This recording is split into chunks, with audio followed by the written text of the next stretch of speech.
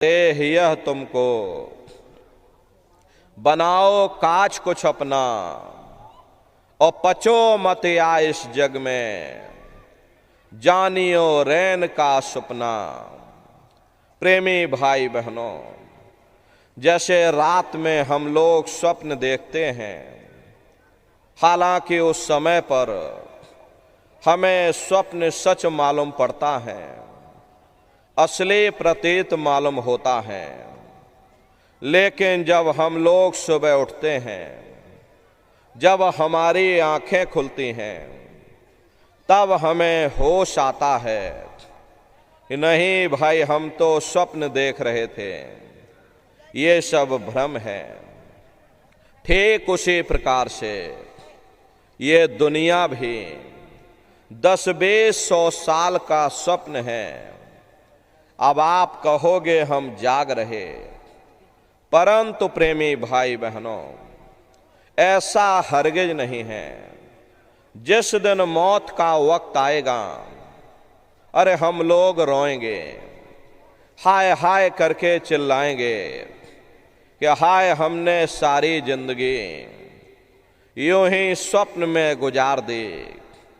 जागने का समय तो अभी आया था, जो कुछ करना था अभी करना था। लेकिन प्रेमी भाई बहनों, अब पछताए होत क्या, जब चिड़िया चुग गई खेत। महात्मा प्रेम से जीवों को समझाते हैं कि भाई देह और गृह सब झूठा, भरम में काहे को खपना। ये घर बार हमारा अपना नहीं, ये पराया देश है। ये सराय खाना है, ये सराय मुसाफिर खाना है। ये शरीर भी तुम्हारा अपना नहीं है, ये भी काल का पिंजरा है, किराए का मकान है, पराया मकान है। किसी को 40-50 साल के लिए मिला और किसी को 80-90-100 साल के लिए मिल गया।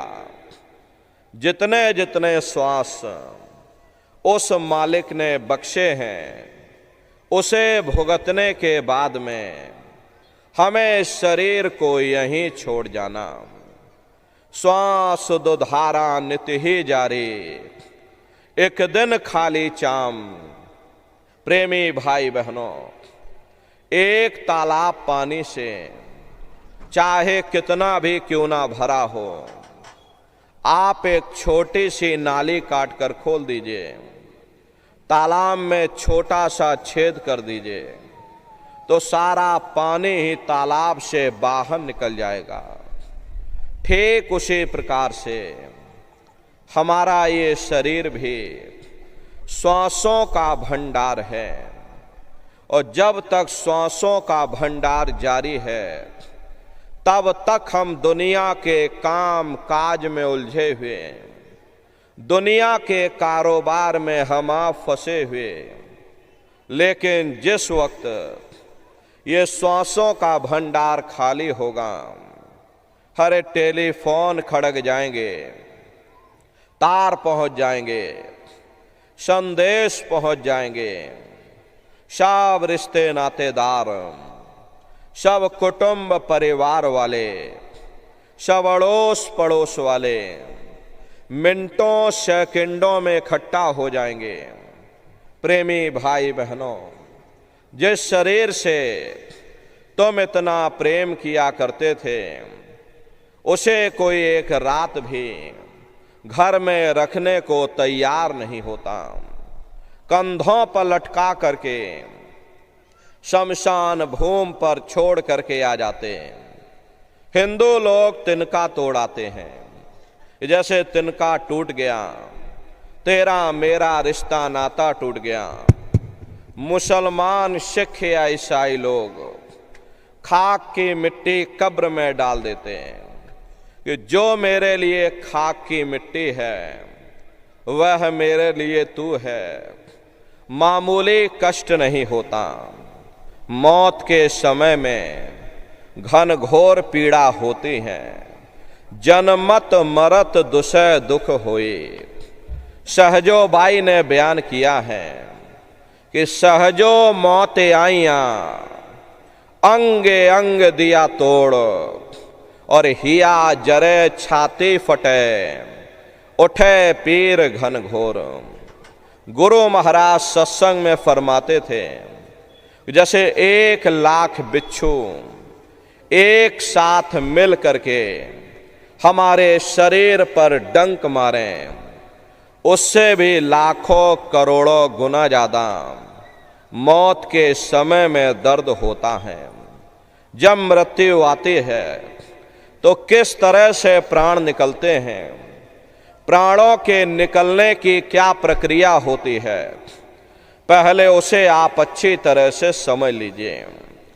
सिमटत भास श्वास उठ जावे, और प्राण पति जब सिमट समावे, उस समय हमारी ये श्वासें रुक जाती हैं, शरीर की चेतना पीछे सिमटने लगती, तो सबसे पहले गुदा चक्र टूटता है।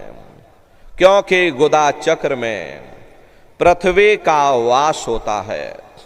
गुदा चक्र टूट करके ऊपर इंद्रिय चक्र में समा जाता, इंद्रिय चक्र में जल का वास होता, यानी जल ने पृथ्वी को घोल दिया। फिर जब इंद्रिय चक्र टूटेगा तो ऊपर नाभि चक्र में समा जाएगा। नाभि चक्र में अग्नि का वास होता, यानी अग्नि ने फिर जल को सुखा दिया। ये नीचे से सिमटाव होता है, नीचे से ऊपर की ओर सिमटाव होता, पैरों के तलवे से लेकर के और सिर की चोटी तक सिमटाव होता है। फिर जब ये नाभि चक्र टूटेगा तो हृदय चक्र में समा जाएगा। हृदय चक्र में वायु का वास होता, यानी वायु ने अग्नि को अपने में समाहित कर लिया, और इस तरह से वायु आकाश में उड़ गई। ये आंखों की पुतलियां ऊपर पलट जाती हैं, मुंह खुला का खुला रह जाता।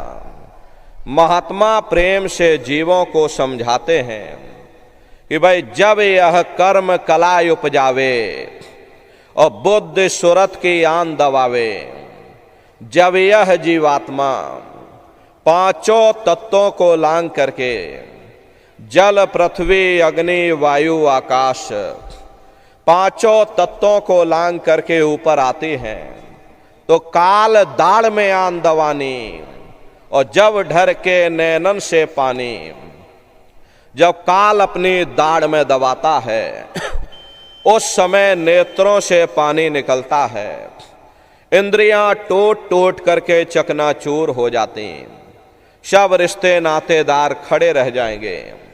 लगे टकटकी दिखे न भाई, वाही समय को करे सहाई।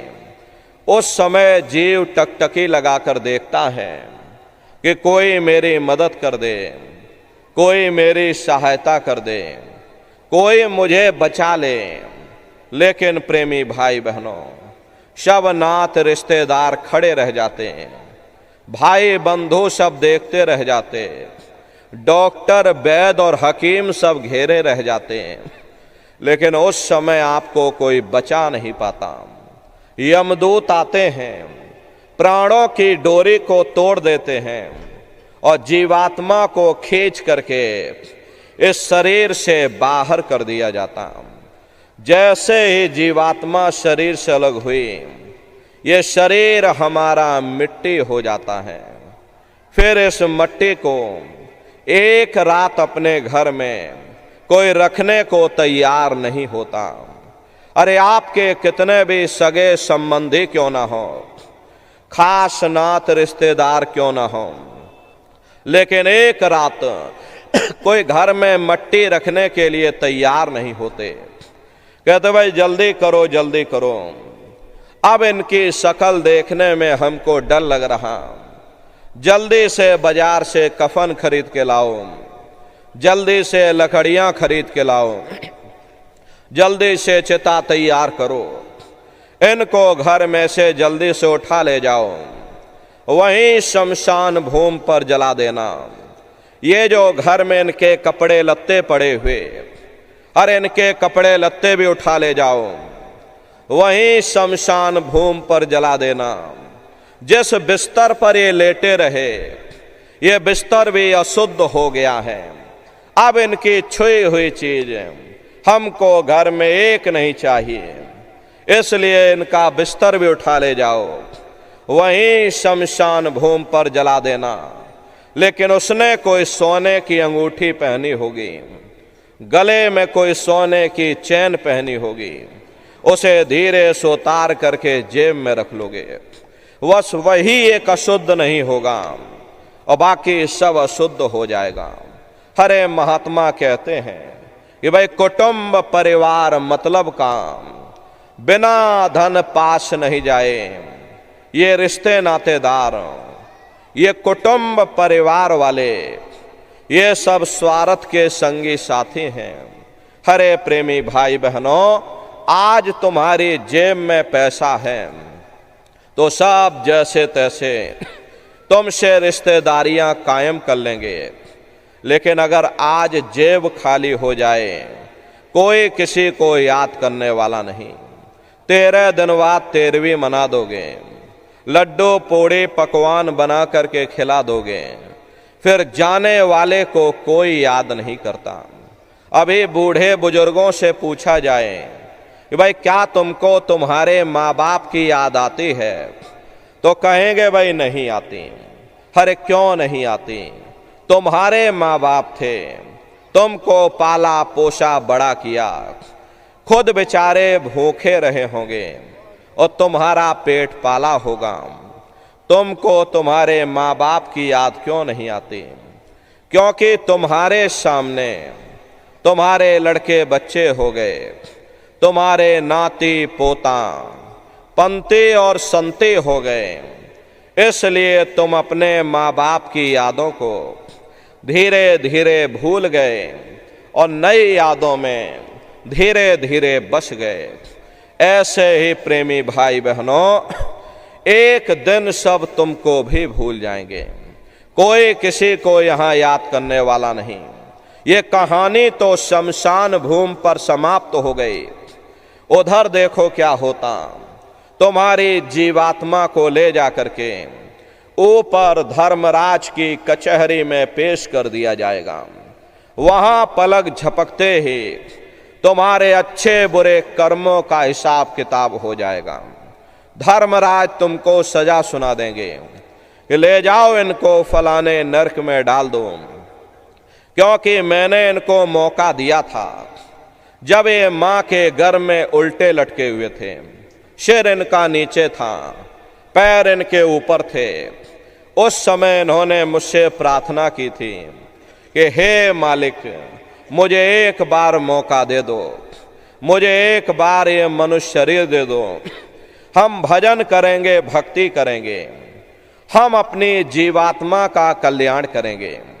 तो मैंने इनकी प्रार्थना को स्वीकार कर लिया और इनको मैंने सुंदर सा ये मनुष्य शरीर दे दिया और कह करके मैंने भेजा था कि भाई ये मनुष्य शरीर ये किराए का मकान है, ये तुम्हारा अपना नहीं है।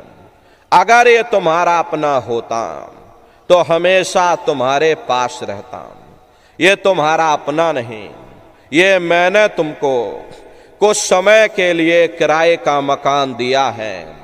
हाँ, तुम अपनी जीवात्मा को मेरे किराए के मकान में बैठा करके और मालिक की भक्ति करके अपनी जीवात्मा का कल्याण करा लेना।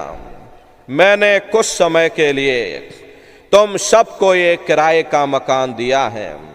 जब समय पूरा होगा तो मैं अपने सिपाहियों को भेजूंगा और उस समय पर तुम मेरे मकान को खाली कर देना। लेकिन इतना ध्यान रखना कि जैसा साफ सुथरा मैंने तुमको ये किराए का मकान दिया है, वैसा ही साफ सुथरा तुम मुझको वापस लौटाना। लेकिन इस किराए के मकान में बैठ करके इन्होंने अच्छे बुरे कर्म कर डाले, मेरे किराए के मकान को इन्होंने अपने कर्मों से गंदा कर दिया, इसलिए कर्मों की सजा इनको मिलेगी। ले जाओ इनको फलाने नरक में डाल दो। महात्मा कभी झूठ नहीं बोलते।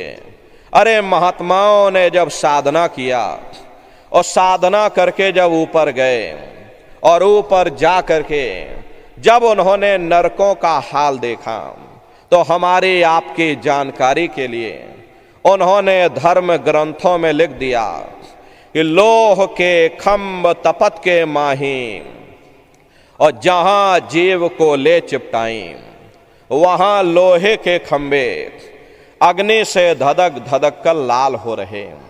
ऐसे खोटे जीवों को उन खंभों में चिपटाया जाता है।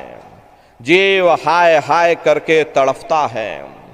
तड़फ तड़फ जीव जुलम बुखारी, और तपत खम्भ दुख उपजे भारी। असहनीय वेदना होती है, असहनीय दुख दर्द होता। जीव वहां रोता और चिल्लाता रहता। लाखों लाख जोजन मील तक तुम्हारे रोने और चिल्लाने की आवाज जाती है, लेकिन प्रेमी भाई बहनों, वहां कोई तुम्हारी पुकार सुनने वाला नहीं, कोई तुम्हारी दर्द भरी आवाज को सुनने वाला नहीं। ये दुर्दशा क्यों हो गई?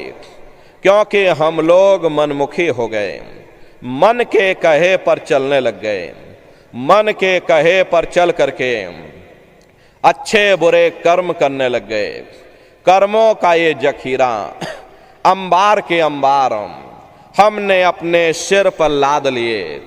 आज उन्हीं कर्मों का भोग पा रहे। हरे महात्मा कहते हैं कि भाई नर के अनेक और हैं, कहाँ लग कहूँ बखान। दुख भुगते यह जीव जो जाने जो भोग समान। कहते भाई एक नरक नहीं, ऐसे वहां पर अनेकों अनेक नरक बने हुए। अलग अलग खोटे पाप कर्मों के वहां पर अलग अलग नरक बने हुए।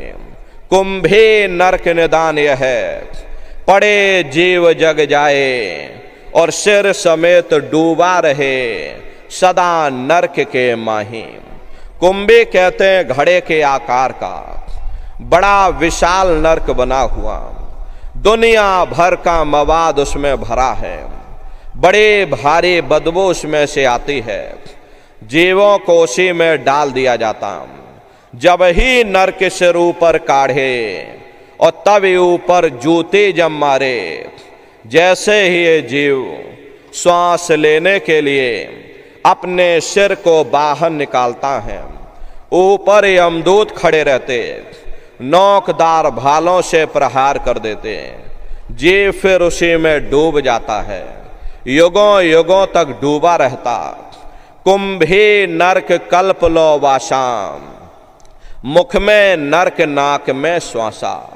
कल्प लो वासा यानी 1000 चौकड़ी युग का एक कल्प होता है, और कल्प लो वाशाम यानी युगों युगों तक ये जीव नरकों की यातनाओं को भोगता रहता।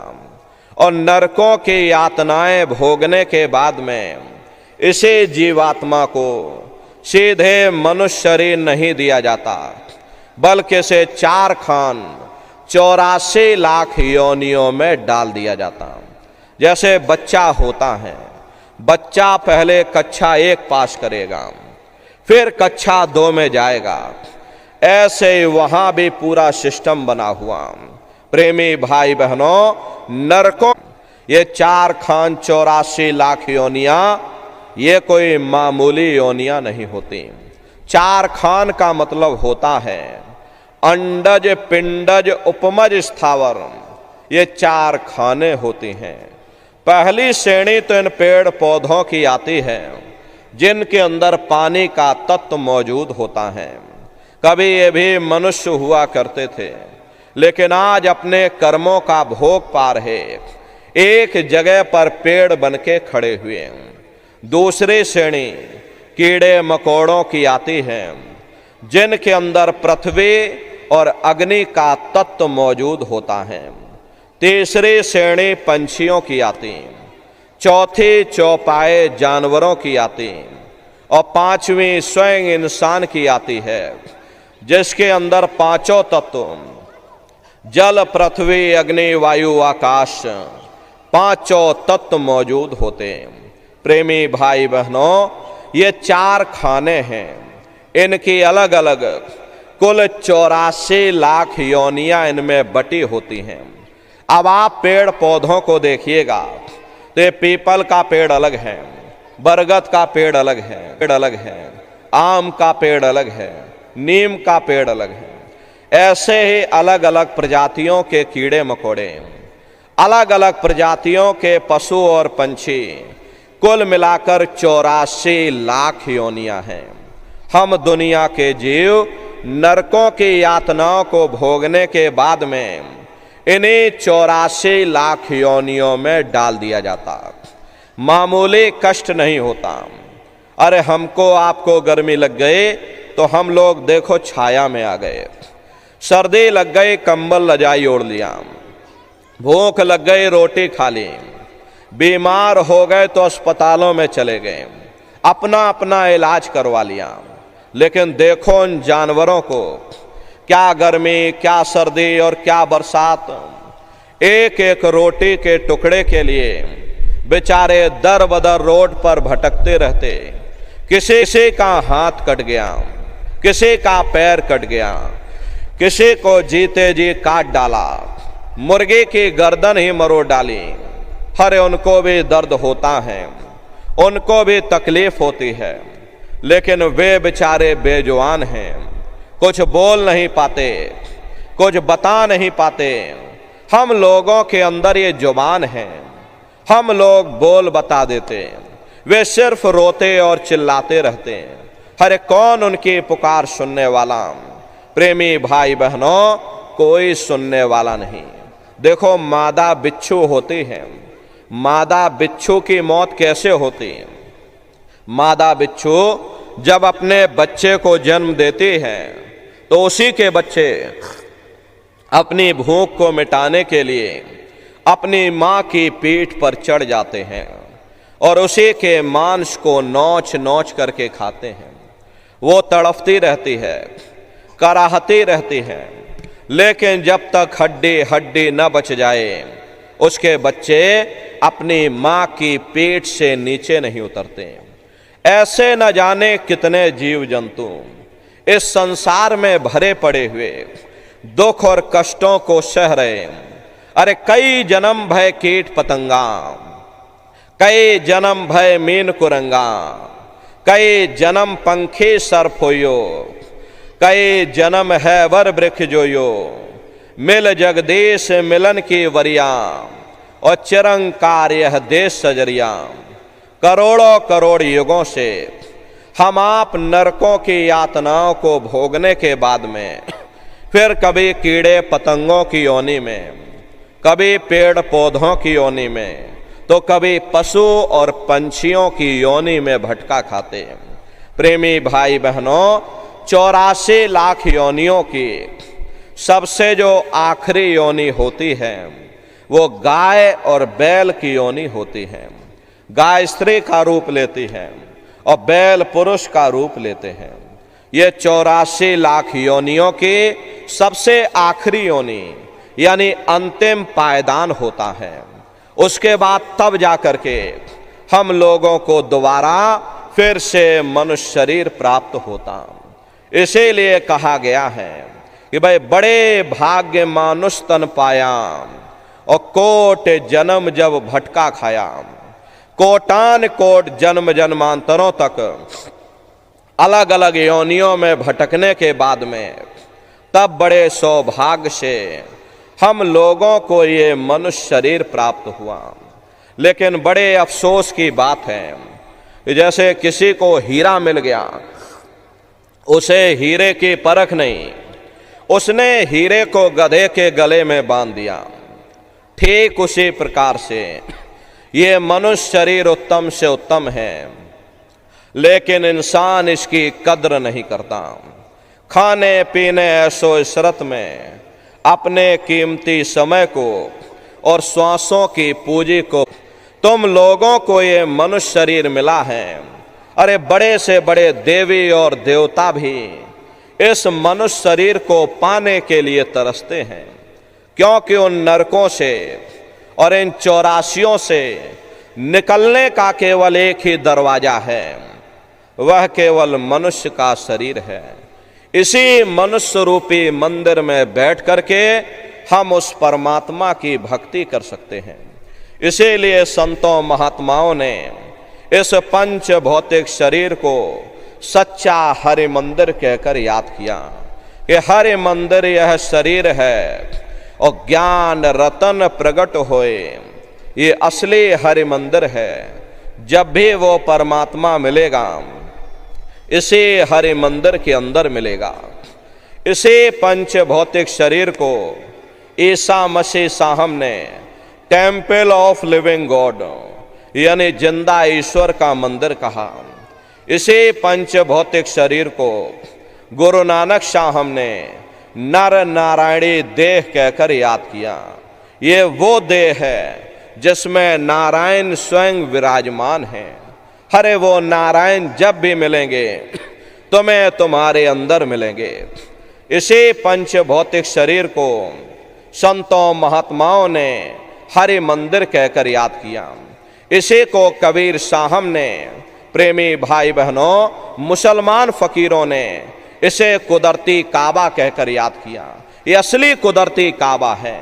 उस मालिक का दर्शन जब भी होगा इसे कुदरती काबे के अंदर जाकर होगा।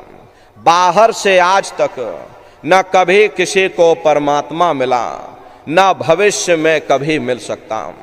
परमात्मा जब भी मिलेगा तुम्हें तुम्हारे अंदर मिलेगा। यही कबीर साहब ने लिखा है कि जो तिल माही तेल है, जो चकमक में आग, और तेरा साईं तुझ में, और जाग सके तो जाग। जिस तरह से तिल में तेल होता है, पत्थर में अग्नि होती है, ठीक उसी तरह से वो मालिक हर एक के घट घट में, हर एक के वजूद के अंदर बैठा हुआ। यही आपकी धर्म पुस्तकों में भी लिखा है, यारे मोको का धूड़े रे बंदे, मैं तो तेरे पास में, और ना तीरथ में ना मूरत में, मैं तो हूँ विश्वास में।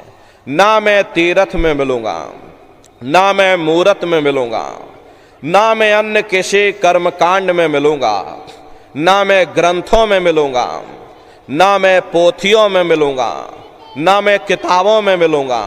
चाहे सारी उम्र बैठ करके तुम गा बजा करके किताबें पढ़ते रहो, अरे मैं जब भी मिलूंगा तो मैं तुम्हारे अंदर मिलूंगा। प्रेमी भाई बहनों, बड़ी सीधी सी बात है। ये अगर खाना बनाने की किताब सारी उम्र बैठ करके पढ़ते ही रहोगे कि भाई खाना ऐसे बनता है और खाना वैसे बनता है, खाने में नमक डाला जाता है और खाने में तेल डाला जाता है, तो कभी तुम्हारा पेट नहीं भर सकता। जब तक आप खाना बनाओगे नहीं, उसे स्वयं खाओगे नहीं, कभी तुम्हारा पेट नहीं भर सकता। हम वेदों की निंदा नहीं करते, हम ग्रंथों की निंदा नहीं करते, हम गीता, कुरान और बाइबल की निंदा नहीं करते। हर वेद शास्त्र, गीता, कुरान और बाइबल कहती हैं कि भाई मनुष्य के अंदर अंड खंड ब्रह्मांड है, स्वयं वो परमात्मा इसके अंदर बैठा हुआ। चलो अंदर चलो, अंदर चल करके उस परमात्मा का दर्शन दीदार करो। अब सवाल ये उठता है, भाई आखिर हम अपने अंदर जाकर उस परमात्मा का दर्शन कैसे करेंगे? तो इसके लिए संतों महात्माओं ने केवल 3 साधन बताए। साधन 3 सारे वर्णे, और साधन सब थोथे मान। इस कलयुग में उस मालिक को प्राप्त करने के लिए महात्माओं ने केवल 3 साधना बताई। पहला है सुमरन, दूसरा है ध्यान, और तीसरा है भजन। सुमरन कहते हैं मालिक को याद करना, ध्यान कहते हैं दृष्टि को एकाग्र करना, और भजन कहते हैं कान में उंगली डाल करके उस शब्द को सुनना, उस नाम को सुनना, उस देववाणी आकाशवाणी को सुनना जो 24 घंटे तुम्हारे अंदर गूंज रही। प्रेमी भाई बहनों, ये सुरत शब्द नाम योग की साधना है। जितने भी महात्मा धरती पर आए, सभी महात्माओं ने उस मालिक को पाया तो सुरत शब्द नाम योग की साधना करके पाया। सबसे पहले कबीर साहब आए। प्रेमी भाई बहनों, कबीर साहब ने सुरत शब्द नाम के भेद को जाहिर किया। उसके बाद गुरु नानक साहब आए। गुरु नानक साहब ने भी सुरत शब्द नाम के भेद को जाहिर किया। उसके बाद और भी महात्मा आए, कबीर, नानक, दादू दरिया, भीखा, रविदास, पलटू, जगजीवन। चित्रकूट में आप चले जाइए, गोस्वामी जी महाराज जिन्होंने रामचरित्र मानस बनाई, उन्होंने भी सुरत शब्द नाम के भेद को जाहिर किया। आपके राजस्थान की धरती पर देखो मीराबाई हुई, सहजोबाई हुई, उन्होंने भी उस मालिक को पाया तो सुरत शब्द नाम योग की साधना करके पाया। प्रेमी भाई बहनों, ये सुरत शब्द नाम योग की साधना है। सुरत कहते हैं जीवात्मा को और शब्द कहते हैं उस आवाज को जिसको पकड़ करके ये जीवात्मा ऊपर से नीचे आई है। प्रेमी भाई बहनों, हम लोग ऊपर से नीचे आए और कैसे नीचे आकर संसार में फंस गए, जरा संक्षिप्त में आप समझ लीजिए। क्योंकि अगर हमको अपने इतिहास का मालूम नहीं होगा कि हम लोग कौन हैं और कैसे हम लोग इस संसार में आए, तो भविष्य हम लोग कैसे जान सकते। तो प्रेमी भाई बहनों, पहले हमको अपने अतीत को समझना पड़ेगा। पहले यहाँ कुछ नहीं था, पहले ना हम थे ना आप थे, न ये जमीन थी ना ये आसमान था, न देवी थे ना देवता थे, पहले कुछ नहीं था। तो पहले कौन था? आपके धर्म पुस्तकों में लिखा है ये एक अनी अनामा अब सच्चिदानंद प्रभु धामा। वो एक अनी अनामी महाप्रभु अपने अनामी धाम में अखंड राज किया करते थे। उस मालिक की मौज मर्जी उठी, उन्होंने 3 लोकों का विस्तार किया, यानी अगम लोक, अलख लोक और सतलोक। अगम लोक में अगम पुरुष को बैठाया, अलख लोक में अलख पुरुष को बैठाया और सतलोक में सतपुरुष भगवान को बैठा दिया। काफी समय जब बीत गया तो नीचे की रचनाओं का विस्तार सतपुरुष भगवान ने किया। उन्होंने अपनी आवाज पर अनंतों अनंत अनंत ब्रह्मांडों की रचना की और अपने 16 पुत्रों को नीचे उतार दिया। निरंजन भगवान, जिनको दुनिया ईश्वर कहती है, सतपुरुष भगवान के ये सबसे छोटे पुत्र हैं। इन 16 पुत्रों ने नीचे आकर घनघोर तपस्या की और अपने पिता को प्रसन्न करके, यानी सतपुरुष भगवान को प्रसन्न करके सतलोक के समान राज मांग लिया। राज चेतन पर किया जाता है, जड़ पर राज्य नहीं किया जाता। इसीलिए ने रूहों का, जीवात्माओं का छोटा सा भंडार दे दिया गया। जब जीवात्माएं ऊपर से नीचे उतारी जाने लगी, जब हमको आपको ऊपर से नीचे उतारा जाने लगा तो हम लोग घबराने लगे। उस समय सतपुरुष भगवान ने आदेश किया कि तुम जाओ, जाकर नीचे आराम से रहो और जब समय पूरा होगा तब तुम वापस अपने देश चले आना। सतपुरुष के आदेश पर ये रूहें, ये जीवात्माएं नीचे आने को तैयार हो गईं। सबसे पहले 4 प्रकार के कपड़े, कारण कपड़ा, सूक्ष्म कपड़ा, लिंग कपड़ा और स्थूल कपड़ा, ये 4 प्रकार के कपड़े हमारे आप के ऊपर डाल दिए गए और शब्द को पकड़ा करके मंडल दर मंडल हम लोगों को नीचे उतारते चले गए। और इसी मृतलोक में, इसी स्थूल शरीर में, दोनों आंखों के मध्य भाग में हम लोगों को यहाँ पर बैठा दिया। जब जीवात्माएं मृतलोक में आ गई, उस समय पर सतयुग का समय था। सतयुग योगी सब विज्ञानी, करे हर ध्यान तरे भव प्राणी। उस समय सब ज्ञानी और विज्ञानी थे, सबकी आंख कान खुली हुई थी, रोज मालिक का दर्शन करते थे, रोज आते और रोज जाते थे। और जब समय पूरा हो जाता था, ये जीवात्माएं अपने देश वापस लौट जाती थीं, फिर लौट करके मृत्यु लोक में वापस नहीं आती थीं। ऐसे न जाने कितनी जीवात्माएं वापस अपने घर लौट गईं। तब निरंजन भगवान ने विचार किया कि हमने इतनी तपस्या की, वरदान के रूप में जीवात्माओं का छोटा सा भंडार मांग लिया। अगर ये जीवात्माएं ऐसे ही वापस अपने घर चली जाएंगी तो एक दिन मेरा राज्य खाली हो जाएगा, फिर हम राज किस पर करेंगे। तो उन्होंने बड़ी होशियारी के साथ कर्मों का विधान बना दिया और कर्मों का विधान बना करके जीवात्माओं को सुना दिया गया कि भाई ये पुण्य कर्म है, ये पाप कर्म है, ये शुभ कर्म है और ये अशुभ कर्म है। और जीवात्माओं को कह दिया कि काल रूप में तिनकर भ्राता, शुभ अशुभ कर्म फल दाता। यानी मैं काल रूप हूं, शुभ अशुभ कर्मों का मैं फल दूंगा। यानी कर्म करने की स्वतंत्रता हमको आपको दे दे और फल देने का अधिकार इन्होंने अपने हाथों में रख लिया। अब धीरे धीरे ये जीवात्माएं कर्मों की बेड़ियों में जकड़ती चली गई। जिस नाम की डोरी को पकड़ करके, जिस शब्द को पकड़ करके ये जीवात्माएं ऊपर से नीचे आई थीं, कर्मों के कारण वो नाम की डोरी हाथ से छूट गई। तब से लेके आज तक न जाने कितने युग और कल्प बीत गए, हम लोग यहीं पर भटका खा रहे हैं। अगर वो नाम की डोरी हाथ में आ जाए, शब्द की डोरी हाथ में आ जाए, तो शब्द कर्म की रेख कटावे और शब्द शब्द में जाए मिलावे। शब्द वो साबुन है जो तुम्हारे कर्मों को साफ कर देगा और तुम्हें शब्द दर शब्द, मंजिल दर मंजिल अपने घर वापस पहुंचा देगा। तो प्रेमी भाई बहनों, ये सुरत शब्द नाम योग की साधना है। इस साधना की 3 क्रियाएं हैं, सुमरन, ध्यान और भजन।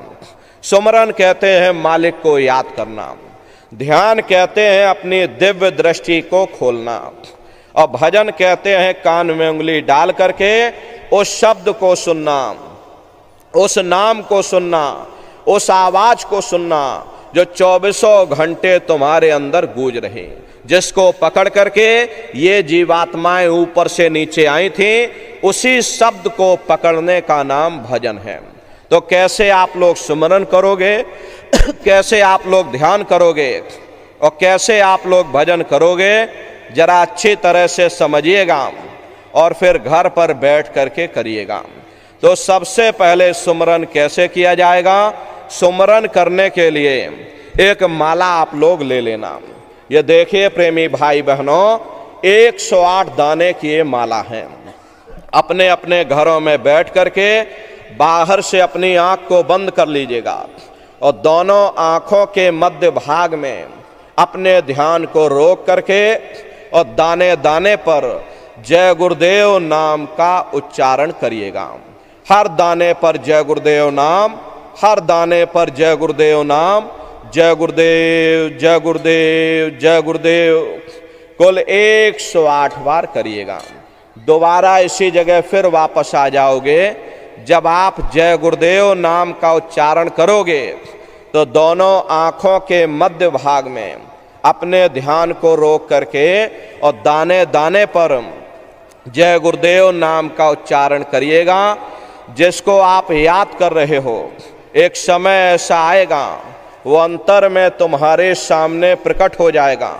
उसके स्वरूप को देख लेना, फिर उसी के स्वरूप को याद करके जय गुरुदेव नाम का सुमरन सभी नए प्रेमी भाई बहन करिएगा।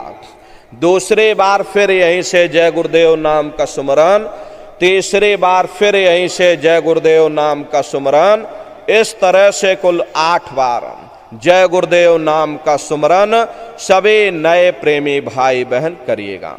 8 बार करने के बाद ये माला आप रख देना। प्रेमी भाई बहनों, ये जय गुरुदेव नाम किसी साधारण इंसान का नाम नहीं, ये स्वयं उस सनामी महाप्रभु का नाम है। समय समय पर संत महात्मा अपने अपने समय पर आकर के अपनी साधना के द्वारा उस मालिक के नाम को जगाते हैं, उस मालिक के नाम को सिद्ध करते हैं। जैसे कबीर साहब आए, उन्होंने साहिब नाम सिद्ध किया। गुरु नानक साहब आए, उन्होंने वाहे गुरु नाम सिद्ध किया। गोस्वामी जी महाराज आए, उन्होंने राम नाम सिद्ध किया। मीराबाई आई, उन्होंने गिरधर नाम सिद्ध किया। सूरदास जी महाराज आए, उन्होंने श्याम नाम सिद्ध किया। इसी तरह से हमारे गुरु महाराज जय गुरुदेव नाम सिद्ध करके गए। जय गुरुदेव नाम का जहाज लगा कर गए। अगर इस जहाज पर सारी दुनिया बैठेगी, ये जहाज सारी दुनिया को पार करेगा। नए जीवों के लिए नामदान की प्रक्रिया को और सरल से सरल किया गया। वरना बहुत से पुराने पुराने प्रेमी बैठे हैं, और अगर उनसे पूछ लिया जाए कि भाई जरा नाम रूप स्थान गाजे बाजे बता दो, वो तक भूल जाते हैं। अब इतने पुराने हो करके आज पढ़े लिखे लोग हैं, बूढ़े बुजुर्ग हैं, बच्चे बच्चियां हैं, आसानी से आप लोग समझ सको, सुमरन ध्यान भजन कर सको। इसीलिए प्रेमी भाई बहनों, इस रास्ते को और सरल कर दिया गया। प्रेमी भाई बहनों, अपने गुरु की उंगली पहले पकड़ लो, क्योंकि गुरु तुम्हारा सच्चा रहबर है। अरे गुरु गोविंद दो खड़े, काके लागू पाई, और बलिहारी गुरु आपने जिन गोविंद दियो बताई। महिमा उन्हीं की है जिन्होंने गोविंद को लखा दिया। इसीलिए कहा जाता है कि भाई गुरुर ब्रह्मा गुरुर विष्णु गुरुर देवो महेश्वरः गुरुर साक्षात पर ब्रह्म तस्मै श्री गुरुवे नमः। तीन लोक नौ खंड में और गुरु से बड़ा न कोई, और कर्ता करे न कर सके, और गुरु करे सो होई। इसलिए प्रेमी भाई बहनों, जय गुरुदेव नाम का सुमरन सभी नए प्रेमी भाई बहन करिएगा। सुमरन करने के बाद में फिर आप ध्यान पर बैठिएगा। दूसरा है ध्यान, और ध्यान कहते हैं दृष्टि को रोकना, दृष्टि को एकाग्र करना। कैसे आप लोग ध्यान करोगे, जरा अच्छी तरह से समझ लीजिए। अपने अपने घरों में पलथी मार करके आप लोग बैठिएगा। शरीर को टाइट मत करना। बहुत से प्रेमी क्या करते हैं कि ध्यान के समय अपने शरीर को बिल्कुल टाइट कर देते हैं। यदि आप अपने शरीर को टाइट कर दोगे तो ये शरीर आपका थक जाएगा और फिर शरीर ढीला पड़ जाएगा। इसलिए पहले से ही अपने शरीर को बिल्कुल ढीला छोड़ देना। जितना आराम से आप लोग बैठोगे उतना आपके लिए अच्छा रहेगा। तो ढीले बदन से बैठिएगा। आंखों को धीरे से बंद कर देना। इन आंखों पर भी कोई जोर मत देना। जैसे सोते समय धीरे से आंख को बंद करते हो, ऐसे ही धीरे से आंख को बंद कर देना। यदि आप अपनी आंखों पर जोर लगाओगे तो आंखों की पुतलियों में दर्द होगा, फिर आप अपनी बाहरी आंखों को खोल दोगे। प्रेमी भाई बहनों, इन बाहरी आंखों का यहाँ पर कोई मतलब नहीं है। जैसे सोते समय धीरे से आंख को बंद करते हो, ऐसे धीरे से आंख को बंद कर लेना। दोनों आंखों के मध्य भाग में दूर सामने अंतर में देखिएगा, सामने आपको अंधेरा दिखाई पड़ेगा। बस उसी अंधेरे में एक जगह पर आप अपनी दृष्टि को एकाग्र करिएगा। होशियारी यही रहे ये आंखों की पुतलियां हिलने ना पाए। शुरुआती समय में ये आंखों की पुतलियां अंदर अंदर हिलेंगी, लेकिन जब आप अभ्यास करोगे, करत करत अभ्यास ते जड़मत होत सुजान, जब अभ्यास करते रहोगे तो ये आंखों की पुतलियां हिलना बंद हो जाएंगी। तो दूर सामने अंधेरे में एक जगह पर अपनी दृष्टि को रोकिएगा, या उस अंधेरे को ही आप देखते रहना। एक टक हो करके सामने अंधेरे को देखते रहिएगा, दृष्टि अपने आप एकाग्र हो जाएगी। उस समय किसी के बारे में सोचना नहीं, किसी के बारे में विचार मत करिएगा। शरीर को बिल्कुल हिलाना डुलाना नहीं, शून्य हो करके बस सामने अंधेरे को देखते रहो। जितना देर आपसे बन सके आप उस अंधेरे को देखते रहिएगा। देखते देखते देखते देखते आपकी दृष्टि अंधेरे में रुक जाएगी, और जैसे ही आपकी दृष्टि उस अंधेरे में एकाग्र होगी तो सुई की नोक के बराबर काले में भी काला बिंदु, बड़ा चमकीला बिंदु होगा, तारे की तरह चमचम चमचम चमकेगा, वो सामने आपको दिखाई पड़ जाएगा। जब वो चमकदार बिंदु सामने दिखाई पड़ जाए तब आप अपनी दृष्टि को उस बिंदु पर एकाग्र करिएगा। जब आप अपनी दृष्टि बिंदु पर एकाग्र करोगे तो बिंदु के चारों तरफ से बड़ा भारी प्रकाश निकलेगा, चक्र की तरह से बहुरंगी प्रकाश होगा, इंद्रधनुष की तरह से, और वो प्रकाश धीरे धीरे बड़ा होता चला जाएगा। साधक इतना मोहित हो जाता है कि बिंदु को तो छोड़ देता है और दाएं बाएं प्रकाश को देखने में लग जाता। जब आप दाएं बाएं प्रकाश को देखने में लग जाओगे, चूंकि प्रकाश उस बिंदु से निकल रहा और आपने बिंदु को छोड़ दिया, प्रकाश को देखने में लग गए, तो प्रकाश भी गायब हो जाएगा, वो बिंदु भी गायब हो जाएगा, फिर अंतर में अंधेरा छा जाएगा, फिर आपको उतनी मेहनत करनी पड़ेगी। इसलिए दाएं बाएं बिल्कुल मत देखिएगा, आपका निशाना उस बिंदु पर टिका रहे जिसमें से वो प्रकाश निकल रहा। वही बिंदु दरवाजा है, वही बिंदु खिड़की है, उसी को हरि का द्वार यानी कि हरिद्वार कहा गया। बहुत विशाल वो दरवाजा। प्रेमी भाई बहनों, जब एक टक हो करके आप उस बिंदु को देखते रहोगे तो वो बिंदु फट जाएगा, वो दरवाजा खुल जाएगा, ये शिव नेत्र खुल जाएगा, ये दिव्य दृष्टि खुल जाएगी और आप दरवाजे के अंदर दाखिल हो जाओगे। एक बार प्रेमी भाई बहनों ये दिव्य दृष्टि खुल जाए, फिर क्या भूत क्या भविष्य और क्या वर्तमान, कोई भेद आपसे गुप्त नहीं रहेगा। लाखों वर्ष पहले क्या हुआ था, भविष्य में क्या होने वाला है, आप बैठ करके और ध्यान में सब कुछ देख सकते हो। तो यह है ध्यान करने का तरीका। और तीसरा है भजन। गाने बजाने का नाम भजन नहीं है, नाच गाना ढोल मजीरा का नाम भजन नहीं है।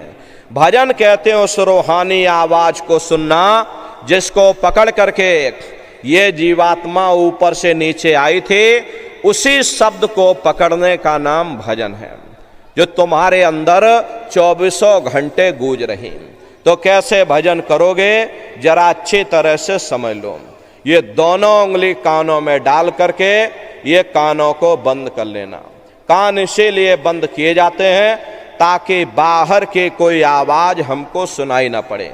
अपनी सुविधा से बैठिएगा, कुर्सी पर चाहे कुर्सी पर बैठ जाओ, सोफे पर चाहे सोफे पर बैठ जाना, या कोई तकिया इस तरह से रख लेना और दोनों कोहनियां रख करके दोनों उंगली कानों में डाल करके ये कानों को बंद कर लेना।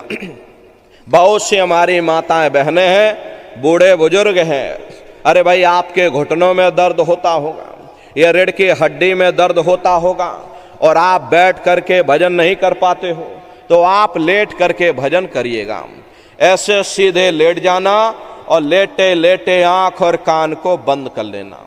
मतलब तो आंख और कान को बंद करना है, चाहे आप लेट करके करो या चाहे आप बैठ करके करो। यही आपसे कहा गया है, ये आंख कान मुख बंद कराओ, अनहद झिंगा शब्द सुनाओ। यानी पहले अपने आंख को बंद करो, अपने मुख को बंद करो, ये दोनों उंगली कानों में डाल करके ये कानों को बंद कर लो और ऊंचे से ऊंचा ध्यान दे करके अंतर में गौर से आवाज को सुनने की कोशिश करना। प्रेमी भाई बहनों, जब आप अपने कानों को बंद करके अंतर में गौर से आवाज को सुनोगे तो आपको ऐसा अनुभव होगा कि कहीं सीटी जैसी आवाज हमारे कानों में बज रही। टी, इस तरह से सीटी जैसी आवाज शुरू में आप सभी को सुनाई पड़ेगी। करना कुछ नहीं है, लेटे हो चाहे बैठे हो, बस आप उस आवाज को सुनते रहना और सुनते सुनते उसी में लीन हो जाना। जब आप उसमें लीन हो जाओगे तो कुछ समय बाद में दोबारा आपको अनुभव होगा कि कहीं बड़ी दूर से एक महीन आवाज, घंटे और शंख की आवाज हमारे कानों में बज रही। जैसे मंदिरों में घंटियां बजती हैं, टन टन टन। तो बाहर तो आपने नकल किया। महात्माओं ने कहा था कि भाई ये शरीर तुम्हारा सच्चा हरि मंदिर है। इसे हरि मंदिर के अंदर 24 घंटे वो घंटे और शंख की आवाज तुम्हारे सब के अंदर गूंज रही। उसी घंटे शंख की आवाज को महात्माओं ने शब्द कहा। अरे आपकी धर्म पुस्तकों में लिखा है कि भाई पोथी पढ़ पढ़ जग मुआ, पंडित भया न कोई, और 2.5 अक्षर प्रेम का, और पढ़े सो पंडित होए। दुनिया वाले कहते हैं कि 2.5 अक्षर का मतलब प्रेम है। प्रेम नहीं है, प्रेम में तो मात्रा लगेगी। यहाँ पर जिस 2.5 अक्षर का वर्णन उन महात्माओं ने किया है वो है शब्द, सा आदा बा और दा। उसी शब्द को महात्माओं ने नाम कहा। कलयुग जोग न जग न ज्ञाना, एक आधार नाम गुण गाना। कलयुग में न योग है, न यज्ञ है, न ये ज्ञान है। अरे कलयुग में क्या है? कलयुग केवल नाम आधारा और सुमेर सुमेर नर उतर ही पारा। कलयुग में केवल नाम का आधार है। वो नाम तुम्हारे अंदर 24 घंटे गूंज। तो उसी घंटे शंख की आवाज को महात्माओं ने शब्द या नाम कहा। उसी घंटे शंख की आवाज को मुसलमान फकीरों ने कलमा कहा। उसी घंटे शंख की आवाज को ईसा मसीह साहब ने वर्ड या लागश कहकर याद किया। उसी घंटे शंख की आवाज को गुरु नानक साहब ने अनहद वाणी कहकर याद किया। चीन में जो महात्मा हुए उन्होंने इसको ताओ कहकर याद किया, और हिंदू महात्माओं ने इसे देववाणी आकाशवाणी कहकर याद किया। उन अलग अलग महात्माओं ने अपनी अपनी भाषा में हम लोगों को समझाने की कोशिश की कि भाई वो घंटे शंख की आवाज तुम्हारे सबके अंदर गूंज रही है, वो आपको सुनाई पड़ेगी। लेकिन शुरुआती समय में आपको ऐसा मालूम पड़ेगा कि कहीं बड़ी दूर पर घंटियां बज रही, टन टन टन, लेकिन सुनाई हर एक को पड़ेगी। प्रेमी भाई बहनों, जब घंटे और शंख की आवाज आपको सुनाई पड़ने लग जाए तब आप सीटी की आवाज को छोड़ देना और घंटे शंख की आवाज को पकड़ लेना, उसको आप सुनने लग जाना। जब आप उसको सुनने लग जाओगे तो वो आवाज धीरे धीरे बढ़ना शुरू होगी। बढ़ते बढ़ते इस कदर बढ़ेगी ये आपके रोम रोम में घंटे और शंख की आवाज गूंजने लग जाएगी। अरे बड़ी घनघोर आवाज होती है, बड़े मधुर वो आवाज होती। ये जो दुनिया के संगीत आप लोग सुनते हो, उस रूहानी संगीत के सामने ये दुनिया के संगीत कुछ नहीं है। जब आप उस रूहानी संगीत को सुनोगे इतना भारी आनंद आपके ऊपर छा जाएगा, इतनी खुशी आपको होगी, ऐसा नशा आपके ऊपर चढ़ जाएगा या आप सारी दुनिया को भूल जाओगे। प्रेमी भाई बहनों, शंकर भगवान को वही नशा चढ़ा था। शंकर भगवान कोई गांजा भांग नहीं पीते थे। अरे तो हमने आपने शंकर भगवान को भी बदनाम कर दिया कि शंकर भगवान गांजा भांग पीते थे, तो चलो हम भी गांजा भांग पिएंगे। लेकिन नन्नारियों, शंकर भगवान ने कभी गांजा भांग नहीं पिया। शंकर भगवान जिस नशे में लीन रहते थे वो नाम का नशा था, वो ध्यान का नशा था, वो भक्ति का नशा था। जब आप लोग उस आवाज को सुनोगे तो आपको भी वो नशा चढ़ जाएगा, क्योंकि उस आवाज में चुंबक है। जब आप उस आवाज को सुनोगे तो वो आवाज आपको अपनी ओर खींचेगी, और जब खिंचाव होगा तो जीवात्मा का फैला हुआ प्रकाश ये 9 दरवाजों से सिमटने लगेगा। अब ये 9 दरवाजे कौन कौन से हैं? देखो प्रेमी भाई बहनों, अच्छी तरह से समझिएगा। अरे बहुत बड़ा विज्ञान है।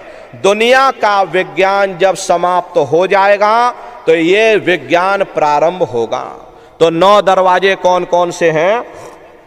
2 आंख, 2 कान, 2 नाक के सुराख, 1 मुंह और 2 मलमूत्र का रास्ता। ये शरीर के 9 दरवाजे हैं। सबसे पहला दरवाजा गुदा चक्र आता है। गुदा चक्र में गणेश जी वास करते हैं। गणेश जी वहां के मालिक हैं। ये 4 दल का कवल है। यहाँ पर पृथ्वी तत्व पाया जाता है। उसके ऊपर इंद्रिय चक्र आता है। इंद्रिय चक्र में ब्रह्मा जी वास करते हैं। ये 6 दल का कवल है। यहाँ पर जल तत्व पाया जाता। उसके ऊपर ये नाभि चक्र आता है। नाभि चक्र में विष्णु जी वास करते हैं। ये 8 दल का कवल है। यहाँ पर अग्नि तत्व पाया जाता है। उसके ऊपर ये हृदय चक्र आता है। हृदय चक्र में शिव जी वास करते हैं। ये 12 दल का कवल है। यहाँ पर वायु तत्व पाया जाता है। अरे वास तो वो ऊपरी मंडलों में करते हैं, ऊपरी लोकों में करते हैं, लेकिन उनका प्रकाश, उनकी किरणें इन चक्रों पर पड़ती हैं। उसी के ऊपर एक कंठ चक्र आता है। यहाँ पर आद्या महाशक्ति की किरणें पड़ती हैं और ये 16 दल का कवल है। और आप सबसे ऊपर, तुम्हारी जीवात्मा सबसे ऊपर दोनों आंखों के मध्य भाग में बैठी है, जहां पर देवियां बिंदी लगाती हैं और पुरुष जहां पर टीका लगाते हैं। अरे बिंदी और टीका यहाँ पर हम लोग इसीलिए लगाते हैं क्योंकि यहीं पर हमारी जीवात्मा बैठी है, उसका श्रृंगार किया जाता है। ये 10वां द्वार है जहां पर तुम्हारी जीवात्मा बैठी हुई। इसी 10वें दरवाजे पर बैठ करके ये जीवात्मा अपने प्रकाश को 9 दरवाजों में फैलाती है, जिससे आपका ये शरीर चलता है, आपके हाथ और आपके पांव चलते हैं। जब आप भजन करोगे और घंटे शंख की आवाज को सुनोगे तो उस आवाज में चुंबक है, वो आवाज आपको अपनी ओर खींचेगी। और जब खिंचाव होगा तो जीवात्मा का फैला हुआ प्रकाश ये 9 दरवाजों से सिमट करके यही 10वें दरवाजे पर इकट्ठा हो जाएगा। और जैसे ही सारी शक्ति, सारी चेतना यहाँ पर इकट्ठी हुई, तुरंत शब्द जीवात्मा को खींच करके इस शरीर से बाहर कर देगा। फिर आप अपनी आंखों से देखिएगा, ये हमारा शरीर ये है और हम ये खड़े। आप अपने शरीर से अलग हो जाओगे। जैसे चिड़िया होती है, चिड़िया घोंसले से निकल करके आसमानों की उड़ान भरती है, शाम को फिर अपने घोंसले में आ जाती है। ऐसे ही तुम्हारी ये जीवात्मा इस शरीर रूपी घोंसले से निकल करके और ब्रह्मांडों की सैर करेगी, देवी देवताओं के दर्शन करेगी, राम और कृष्ण के दर्शन करेगी और घूम करके फिर अपने शरीर रूपी घोंसले में वापस चली आएगी। प्रेमी भाई बहनों, ये ब्रह्मा विष्णु महादेव जिनकी सारी दुनिया पूजा करती है, अरे आप सभी लोग ब्रह्मा विष्णु महादेव की पूजा करते हो, लेकिन कभी आपने ये विचार नहीं किया भाई जिनकी हम सभी लोग पूजा करते हैं, आखिर ये लोग हैं कौन, ये कहाँ पर रहते हैं, ये क्या काम करते हैं, इनके माँ बाप कौन है, राम कौन है, कृष्ण कौन है, ईश्वर कौन है, ब्रह्म कौन है, पार ब्रह्म कौन है, ये लोग कहाँ पर रहते हैं। तो जरा संक्षिप्त में आप लोग समझिएगा, क्योंकि अगर हम इसका वर्णन करेंगे तो लाखों वर्ष हमको लग जाएंगे, एक लोक का वर्णन नहीं हो पाएगा। इतने विशाल लोक ऊपर बने हुए, लेकिन संक्षिप्त में हम आपको बता रहे कि किन किन मंडलों को पार करते हुए तुम्हारी ये जीवात्मा अपने 5वें मंडल पर यानी कि सचखंड में पहुंचेगी। प्रेमी भाई बहनों, ये आध्यात्म विज्ञान है, दुनिया का विज्ञान। ये तो चंद्रमा तक पहुंचा है, लेकिन आध्यात्म विज्ञान कहाँ तक पहुंचा, जरा उसे आप समझिएगा।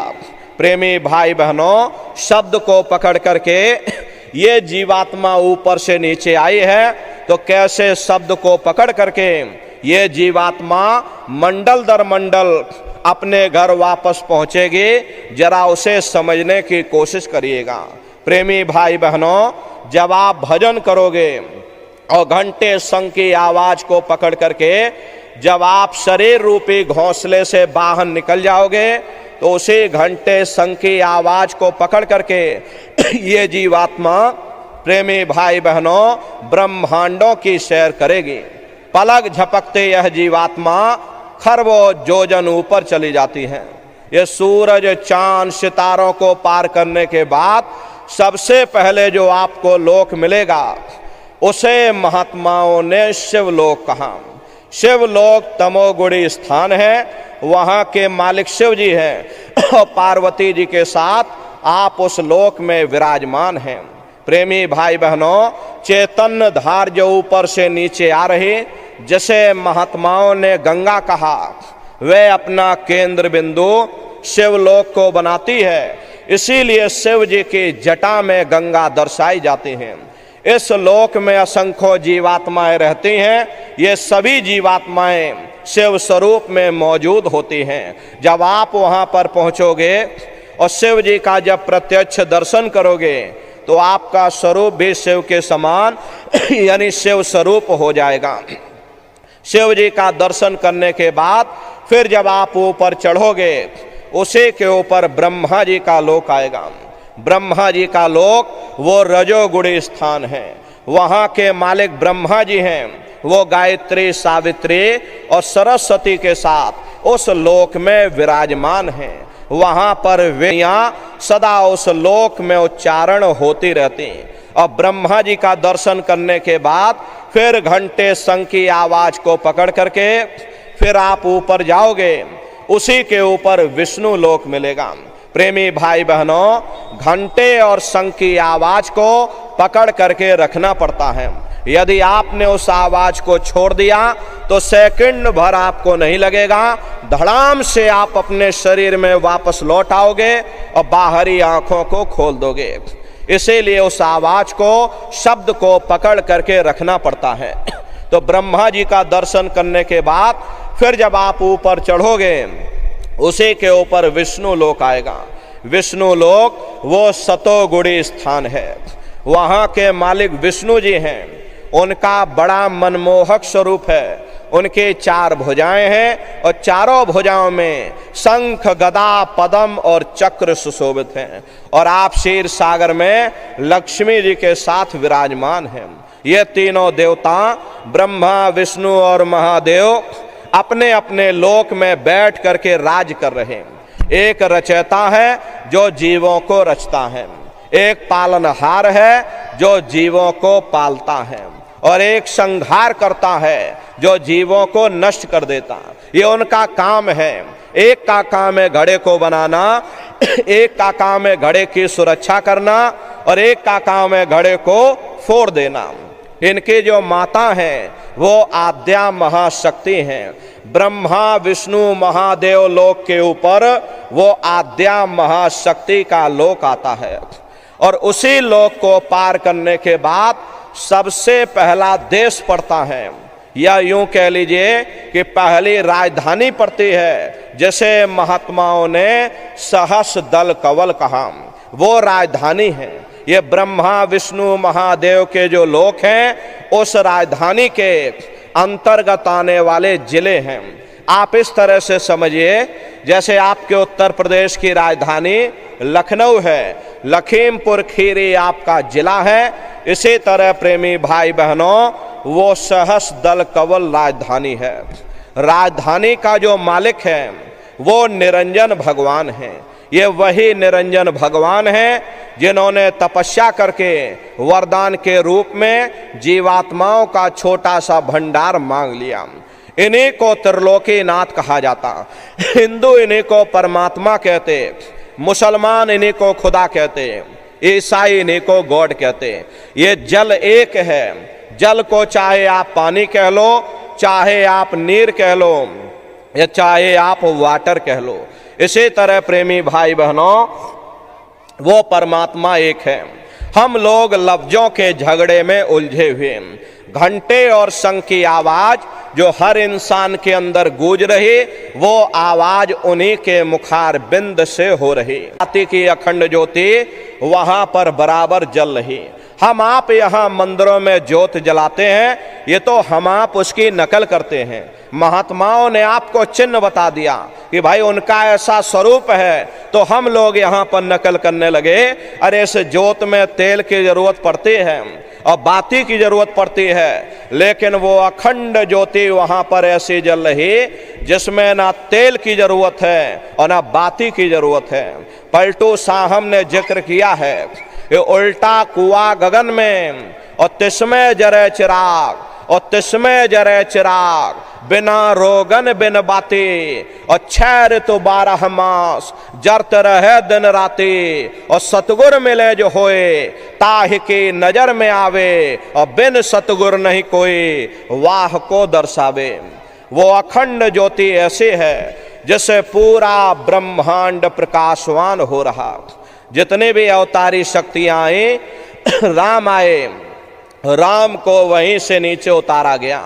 इसीलिए उस देश को अयोध्या नगरी या कौशलपुर देश भी कहा गया। अरे गोस्वामी जी महाराज जब साधना करके वहां पहुंचे, तभी गोस्वामी जी महाराज ने रामचरितमानस में लिख दिया। देखो प्रेमी भाई बहनों, रामचरितमानस में गोस्वामी जी महाराज ने जो भी लिखा है वो सब अंतर का भेद लिखा है। हम लोग बाहर मुखी क्रियाओं में फंसे हुए, इसीलिए हम लोग अर्थों को समझ नहीं पाते हैं और अर्थ का अनर्थ कर डालते हैं। गोस्वामी जी महाराज ने जब साधना किया और साधना करके जब ऊपर गए, जो कुछ उन्होंने वहां देखा तो उन्होंने रामचरितमानस में लिख दिया। क्या उन्होंने लिखा? देखिए गोस्वामी जी महाराज लिखते हैं कि मोद्यो नैन त्रिशत में भयो पुण्य चितवत कौशलपुर गयो। जब मैंने अपने बाहर की आंख बंद की, मेरी अंतर की आंख खुल गई और मैं क्या देख रहा हूं, मैं कौशलपुर देश में पहुंच गया। मोहे विलोक राम मुस्काई, मुझे देख करके राम भगवान प्रसन्न हो गए। उन्होंने ऊपर जाने का मुझे रास्ता दे दिया और मैं ऊपर जा करके क्या देख रहा हूं, उधर माज सुन अंडज राया, देखें बहु ब्रह्मांड निकाया, अति विचित्रता लोक अनेका, रचना अधिक एक तेका। विचित्र विचित्र भांत क्या नगरी है, वो राम भगवान का देश है। जब आप वहां पर पहुंचोगे और वहां की रचनाओं को देखोगे, देखते रह जाओगे, ये क्या ईश्वर की लीला है, कैसे उसकी कारीगरी है, अनंत उसकी सत्ता है, अनंत ही उसका प्रकाश है। अरे उसी आनंद को पा करके बड़े बड़े राजे महाराजाओं ने अपने राज काज पर ठोकरें मार दी और जंगलों में जा करके नंगे हो करके नाचने लगे। मीराबाई को जब ये दौलत मिल गई, मीराबाई ने राजपाट छोड़ दिया और मीराबाई कहने लगी, मैं मिल जाए पाए पियो अपना, तब मेरे पैर बुझानी, और मीरा सुरत शब्द सहलानी।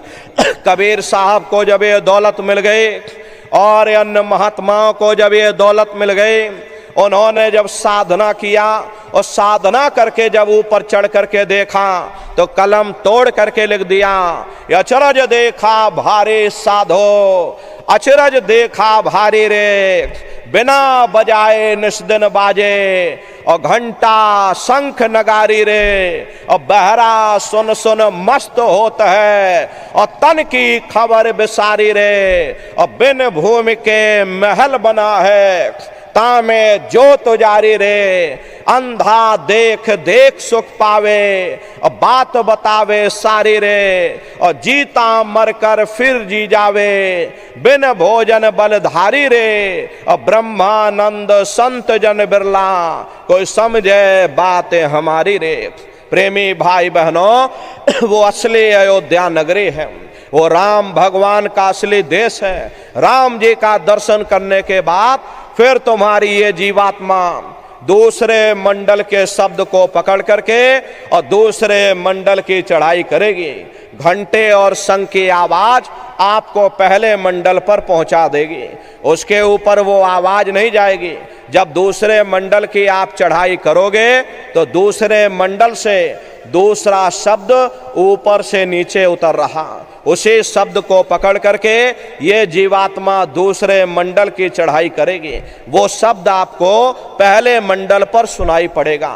श्याम तज श्वेत को गहना, सुरत को तान धुन सुनना, और बंक के द्वार धस बैठो और त्रिकुटी जाए कर लेना।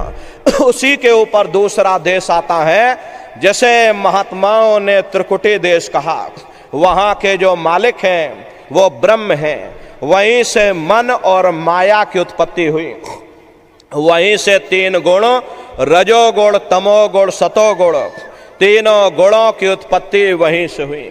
ये जो आपके वेद हैं, अरे वेदों को सारी दुनिया पढ़ती है, वेदों की भी उत्पत्ति उसी स्थान से हुई है।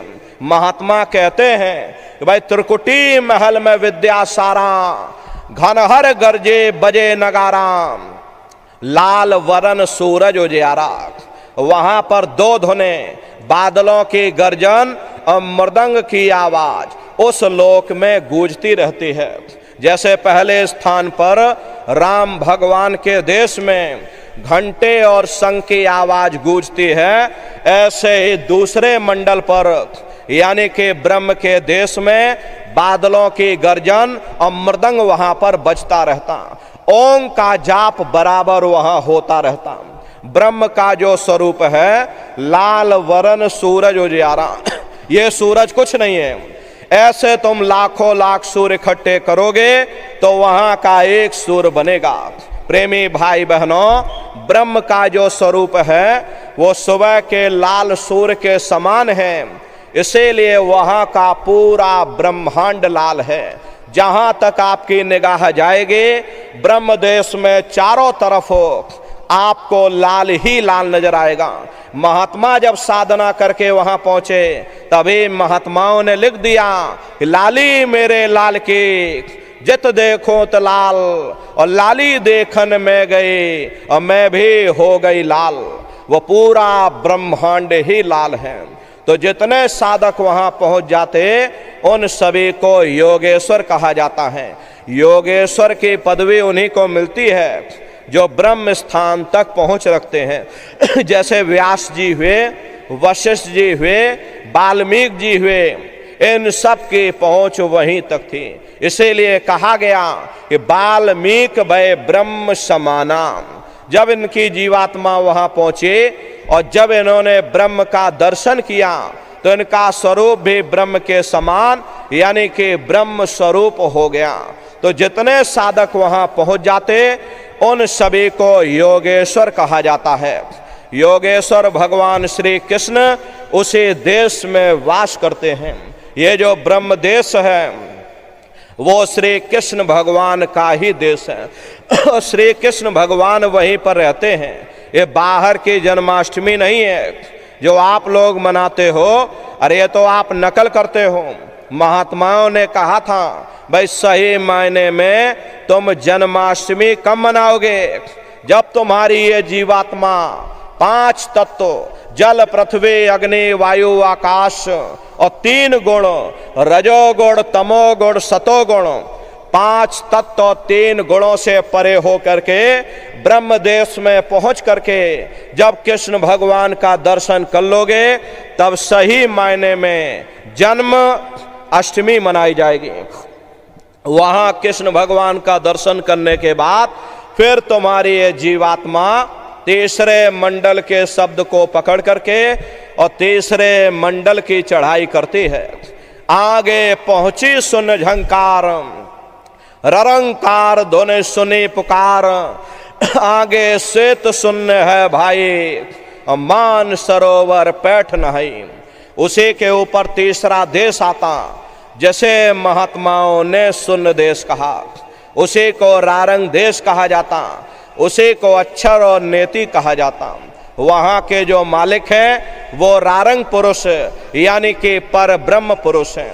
वहाँ किंगरी और सारंगी दो धुनें उस लोक में गूंजती रहती हैं। और पार ब्रह्म पुरुष का जो स्वरूप है वो पूर्णमासी के चंद्रमा के समान बड़ा ही मनमोहक स्वरूप है।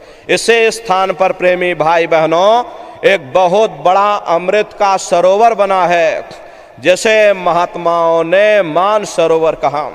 जब तुम्हारी ये जीवात्मा उस मान सरोवर में स्नान कर लेगी तो जन्म जन्मांतरों के मैले पाप कर्म साफ हो जाएंगे। हरे यहाँ के पानी से तुम्हारे कर्मों की सफाई नहीं होने वाली। ये बाहर का पानी तुम्हारे शरीर के मैल को धो सकता है, लेकिन जो पापों का मैल है, जो अंतःकरण में ये जो कर्मों की गंदगी आपने जमा कर रखी, वो जब साफ होगी जब आप तीसरे मंडल पर पहुंच करके उस गंगा में डुबकी लगाओगे। उसमें स्नान करने के बाद ये जीवात्मा हंस रूप हो जाते हैं। हंसन मिले हंसा हो जाए, मिले जो हमें आहारा है। जीवात्मा का खुद का प्रकाश उस अमृत के सरो, तो फिर यही जीवात्मा चौथे मंडल के शब्द को पकड़ करके और चौथे मंडल की चढ़ाई करती है। दो पर्वत के संग निहारो और भंवर गुफा ते संत पुकारो। दो पर्वतों को पार करने के बाद वो बड़ा सुंदर देश आता, जिसे अंग पुरुष है, मां नहीं है, हा पे अंग की मात्रा, सो हंग पुरुष है। वहां बंशे यानी मुरली के मधुर ध्वनियां सदा उस लोक में उच्चारण होती रहती। और सोहंग पुरुष का जो स्वरूप है वो दोपहर के सूर्य के समान महाप्रकाशवान स्वरूप है। स्वरूप में अंतर है। पहले स्थान पर निरंजन भगवान का जो स्वरूप है वो ज्योतिष स्वरूप है। दूसरे स्थान पर ब्रह्म का जो स्वरूप है वो सुबह के लाल सूर्य के समान है। तीसरे स्थान पर पार ब्रह्म का जो स्वरूप है वो पूर्णमासी के चंद्रमा के समान है। चौथे स्थान पर सोहंग पुरुष का जो स्वरूप है वो दोपहर के सूर्य के समान महाप्रकाशवान स्वरूप है। वहां के धनी ताके परे धाम सतनामा, बीन बजे सतलोक ठिकाना। सोहंग देश के ऊपर वो पांचवा देश आता, जैसे महात्माओं ने सचखंड देश कहा। वो सचखंड देश अजर अमर अविनाशी सदा एक रस रहने वाला देश है। वहां न काल है, न कर्म है, न दुख है, न संताप है, न पुण्य है, न पाप है। जो जीवात्माएं वहां पर पहुंच जाती हमेशा के लिए जन्म मरण के बंधनों से आजाद हो जाती। वहां के जो मालिक हैं वो सतपुरुष भगवान हैं, जिनके रोम रोम में खरबों खरब सूरज चांद सितारे प्रकाशवान। वही हमारे आपके सच्चे मालिक हैं, वही हमारे आपके सच्चे पिता हैं। हमको आपको वहीं से नीचे उतारा गया था। फिर शब्द को पकड़ करके शब्द शब्द पौड़ी पर चढ़कर और पहुंचो सचखंड सतनाम। तो शब्द कब पकड़ में आएगा? जब आप लोग भजन करोगे। और भजन कैसे किया जाएगा जरा अच्छी तरह समझ लो। ये आंख और कान को बंद करिएगा, लेकिन मन को रोकिएगा। ऐसे समय पर तुम्हारा ये मन जरूर भागेगा। अभी आप सत्संग में बैठे हो, शरीर तुम्हारा भले यहाँ बैठा हो, लेकिन मन सारी दुनिया में भाग रहा। अब किसी को बाल बच्चों की याद आ गई, ये मन बाल बच्चों में पहुंच गया। कोई दुकान दफ्तर छोड़ करके आया तो मन दुकान दफ्तर में पहुंच गया। कोई खेती बाड़ी छोड़ करके आया, शरीर बेचारा यहाँ बैठा और मन खेत में गन्ना काट रहा। तो ऐसे भजन से कोई लाभ नहीं होगा। अरे भाई, जिन्होंने मार मन डाला उन्हीं को सूरमा कहना। अगर दुनिया में कोई हमारा दुश्मन है वो केवल हमारा मन है। ये भाई भाई में लड़ाई कौन करवाता? केवल हमारा मन करवाता। मजहब में झगड़े कौन करवाता? केवल हमारा मन करवाता। इसीलिए महात्मा कहते हैं वह बड़ा बैरी ये मन घट में, इसी का जीतना कठिना। अगर दुनिया में कोई हमारा दुश्मन है वो केवल हमारा मन है। ये मन रूपी रावण कब मरेगा? जब 9 द्वारों पर फतेह हासिल करके तुम यहाँ 10वें द्वार पर चढ़ जाओगे, तब सही मायने में दशहरा मनाई जाएगी। अरे बाहर के दशहरा नहीं है जो लकड़ी का रावण बना देते हो और फूंक फांक करके घर चले आते, कहते भाई हमने रावण मार दिया। अरे महात्माओं ने कहा था भाई सही मायने में तुम दशहरा कब मनाओगे? जब 9 द्वारों पर फतेह हासिल करके तुम यहाँ 10वें द्वार पर चढ़ जाओगे, तब सही मायने में विजयदशमी मनाई जाएगी। तब ये मन रूपी रावण तुम्हारा मरेगा। तब तुम्हारी ये जीवात्मा, अरे इसी जीवात्मा को महात्माओं ने राम भी कहा। अरे आपकी धर्म पुस्तकों में लिखा है एक राम दशरथ का बेटा, एक राम घट घट में लेटा, एक राम का शकल पसारा, और एक राम है सबसे न्यारा। एक वो राम है जो अयोध्या के वासी हैं, और एक राम घट घट में लेटे, यानी हमारी आपकी जीवात्मा जो हर एक के अंदर मौजूद है। महात्माओं ने कहा भाई एक वो राम है, और एक राम का शकल पसारा, यानी पहले स्थान के मालिक वो निरंजन भगवान जिनको दुनिया त्रिलोकीनाथ कहते हैं, जिनका ये पूरा पसारा पूरा संसार है। महात्माओं ने कहा भाई एक वो राम है, और एक राम है सबसे न्यारा, 5वें स्थान के मालिक वो सतपुरुष भगवान जो हमारे आपके सच्चे पिता हैं। महात्माओं ने कहा भाई एक वो राम है। तो महात्मा तो उस राम की महिमा गाते हैं। मोटी बात आप पकड़िए कि भजन कैसे करोगे, तो ये आंख और कान को बंद कर लेना और ऊंचा ध्यान दे करके गौर से सुनिएगा। शुरू में सीटी जैसी आवाज आप सभी को सुनाई पड़ेगी, उसे आप पकड़ लेना, सुनते रहना, और सुनते सुनते उसी में लीन हो जाओ। जब आप उसमें लीन हो जाओगे तो कुछ समय बाद में दोबारा आपको अनुभव होगा कि कहीं बड़ी दूर से एक महीन आवाज, घंटे और शंख की आवाज हमारे कानों में गूंज रही। प्रेमी भाई बहनों, हालांकि वो घंटे शंख की आवाज सिर की चोटी से हो करके आती है, लेकिन कानों से सुनने की आदत हम लोगों को पड़ी हुई। इसीलिए शुरू में मालूम होगा कि वो घंटे शंख की आवाज हमारे कानों में बज रही। प्रेमी भाई बहनों, जब घंटे शंख की आवाज आपको सुनाई पड़ने लग जाए, तब आप सीटी की आवाज को छोड़ देना और घंटे शंख की आवाज को पकड़ लेना। एक बार प्रेमी भाई बहनों आप उस आवाज को पकड़ लो, फिर वो आवाज आपको नहीं छोड़ेगी, खींच करके शरीर से बाहर कर देगी। रोज आना, रोज जाना, रोज ब्रह्मांडों की सैर करना, रोज देवी देवताओं के दर्शन करना, रोज राम और कृष्ण के दर्शन करना, और घूम करके फिर अपने शरीर रूपी घोंसले में वापस चले आना। तो सुमरन, ध्यान और भजन, ये 3 क्रियाएं आपको बताई गई। रास्ता सच्चा है, आप करोगे, आपको अनुभव होगा, दिखाई भी पड़ेगा और सुनाई भी पड़ेगा, लेकिन नित्य नियम से अभ्यास करिएगा। नागा नहीं होना चाहिए। अरे आप शरीर को देखो, भोजन देते हो, सुबह दोपहर शाम रात खाते रहते, लेकिन कभी आपने विचार नहीं किया ये जीवात्मा जो जन्म जन्मांतरों से बेचारी भूखी प्यासी बैठी है, और जिसकी शक्ति से तुम्हारा इतना बड़ा ये शरीर चल रहा, तो कभी अपनी जीवात्मा को तुमने भोजन नहीं दिया। अरे इसका भोजन भजन है, इसका भोजन शब्द है, इसका भोजन नाम है। अपना ये नियम बनाइए कि पहले हम अपनी जीवात्मा को भोजन देंगे, फिर अपने शरीर को भोजन देंगे। अगर ये नियम आपका बन गया तो आपका लोक भी बन जाएगा और आपका परलोक भी बन जाएगा।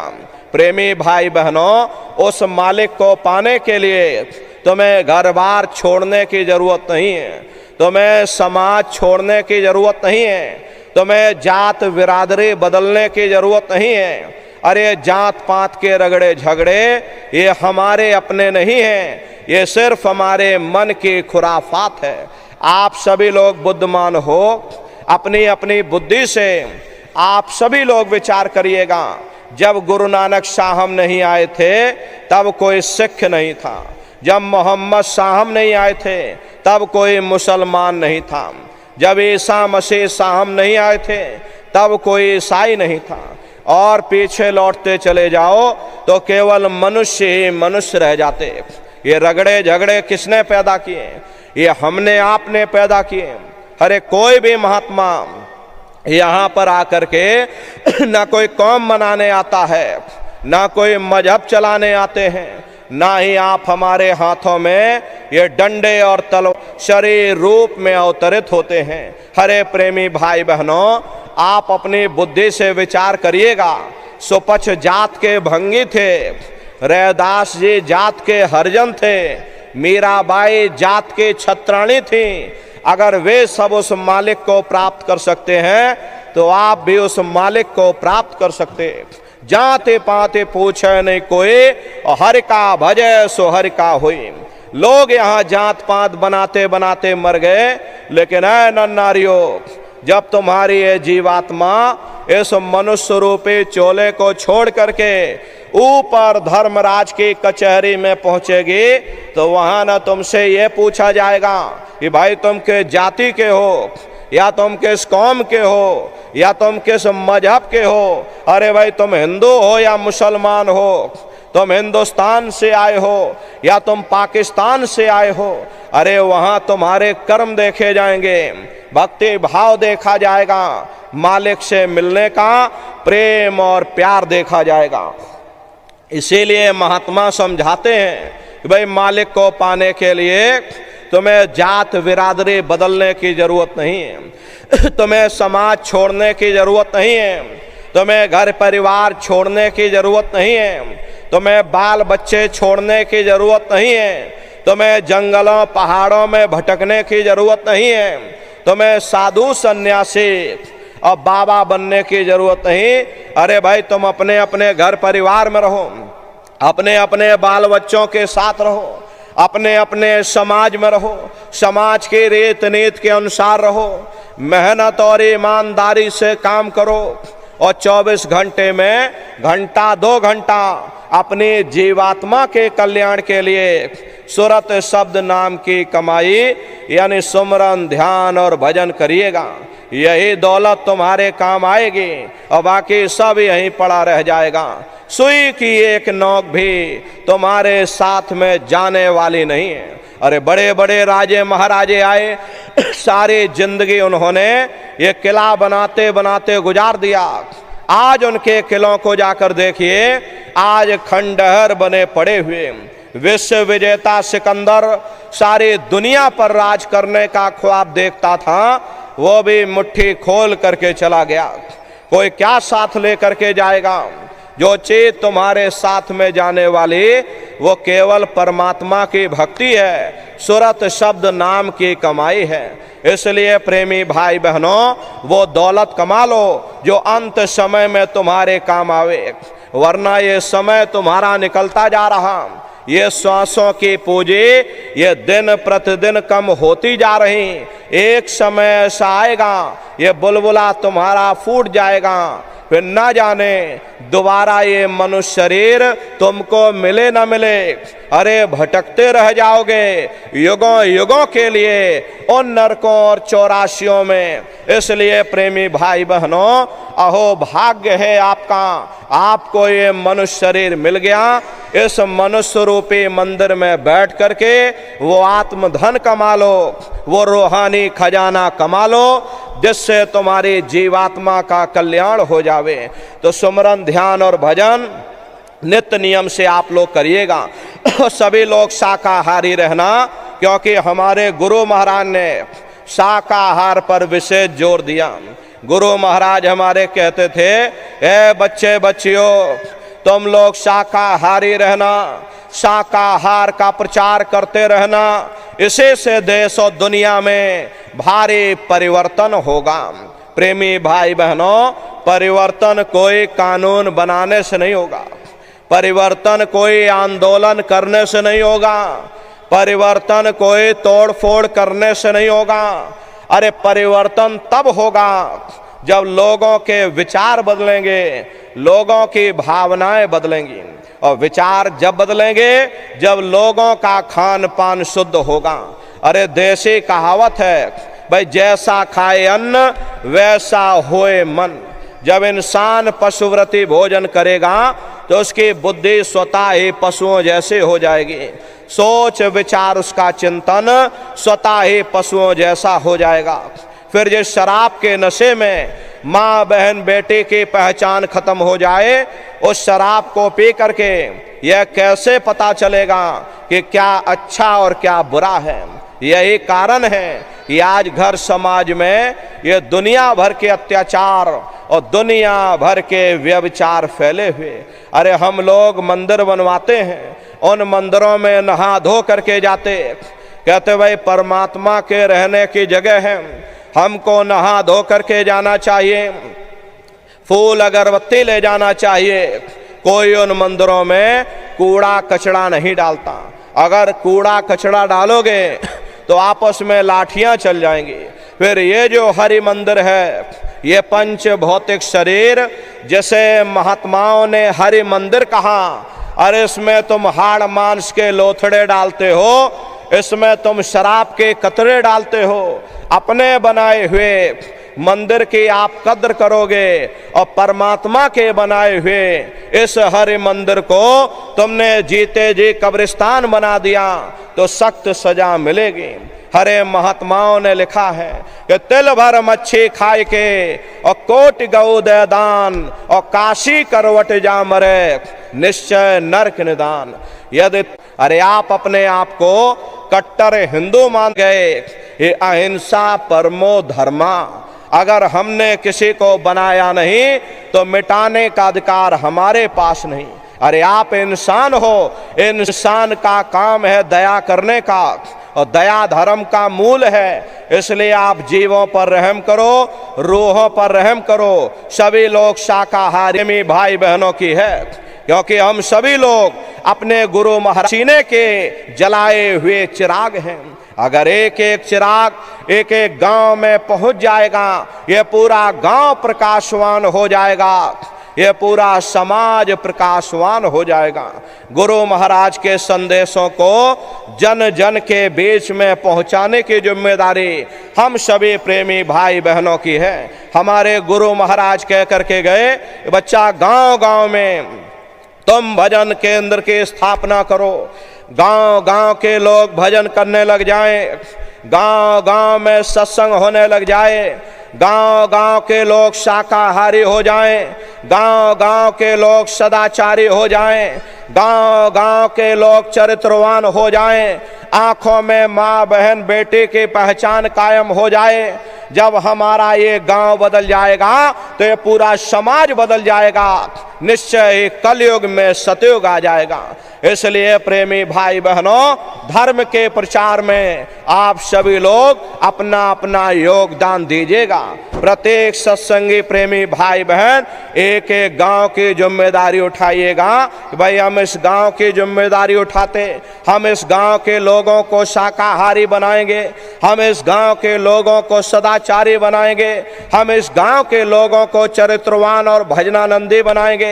हरे प्रेमी भाई बहनों, अगर आप लोग एक एक गांव की जिम्मेदारी उठा लो तो लखीमपुर की धरती पर प्रेमी भाई बहनों गांव कम पड़ जाएंगे, लेकिन सत्संगियों की संख्या कम नहीं पड़ने वाली। इसलिए आपसे हमारी प्रार्थना है कि आप लोग धर्म के प्रचार में आप सभी लोग अपना अपना योगदान दीजिएगा। शाकाहारी का प्रचार प्रसार बराबर अपने अपने क्षेत्रों में आप लोग करते रहिएगा। देखिए हमारे गुरु महाराज को, हमारे गुरु महाराज परम संत बाबा जय गुरुदेव जी महाराज ने एक अच्छे समाज के निर्माण के लिए, चरित्रोत्थान के लिए, लोगों को शाकाहारी और सदाचारी बनाने के लिए 116 वर्ष की आयु तक अथक मेहनत और परिश्रम किया। हमारे गुरु महाराज ने अपने गुरु की याद में मथुरा आश्रम पर इतना विशाल मंदिर बनवाया। गुरु महाराज हमारे कहते थे कि बच्चा, मंदिर का वो देवता वहां पर बैठ करके बरकत बांट रहा, अरे आप लोग आइए, वहां कोई रुपया पैसा नहीं चढ़ाया जाता, कोई चंदा छुटके नहीं चढ़ाए जाते। अरे आप लोग आए, मंदिर के देवता के सामने अपनी एक बुराई को चढ़ा दीजिए। ये हम आज से मांस मछली नहीं खाएंगे, हम आज से अंडा शराब का सेवन नहीं करेंगे, हम आज से झूठ नहीं बोलेंगे, हम आज से किसी को धोखा नहीं देंगे, हम आज से किसी की बुराई नहीं करेंगे। अरे आप अपनी एक मनोकामना पूरी कर लोगे, एक बुराई आप चढ़ा दो, आपकी एक मनोकामना पूरी हो जाएगी। ऐसा वरदानी मंदिर गुरु महाराज ने अपने गुरु की याद में मथुरा आश्रम पर बनवाया है। प्रेमी भाई बहनों, मथुरा आश्रम पर उन्हीं की याद में ये पावन भंडारे का कार्यक्रम 20 दिसंबर से और 24 दिसंबर तक पूज्य दादा गुरु महाराज का ये पावन भंडारे का कार्यक्रम मथुरा आश्रम पर मनाया जाएगा। तारीख आप लोग याद रखिएगा, 20 दिसंबर से और 24 दिसंबर तक पूज्य दादा गुरु महाराज का ये पावन भंडारे का कार्यक्रम होगा। तो आप सभी प्रेमी भाई बहन भंडारे के कार्यक्रम में सपरिवार सादर आमंत्रित हैं, आप लोग पधारिएगा। प्रेमी भाई बहनों, देश के कोने कोने से दसियों लाख की संख्या में सत्संगी प्रेमी भाई बहन मथुरा दरबार में पधारते हैं दया दुआ बरकत लेने के लिए। हमारे गुरु महाराज कहते थे कि बच्चा, इस दरबार में तुम दया दुआ बरकत पाने के लिए बराबर हाजिरी देते रहना। समय ना मिले महीने में आ जाना, महीने में समय ना मिले तो 6 महीने में आ जाना, 6 महीने में समय ना मिल पाए तो साल भर में आ जाना।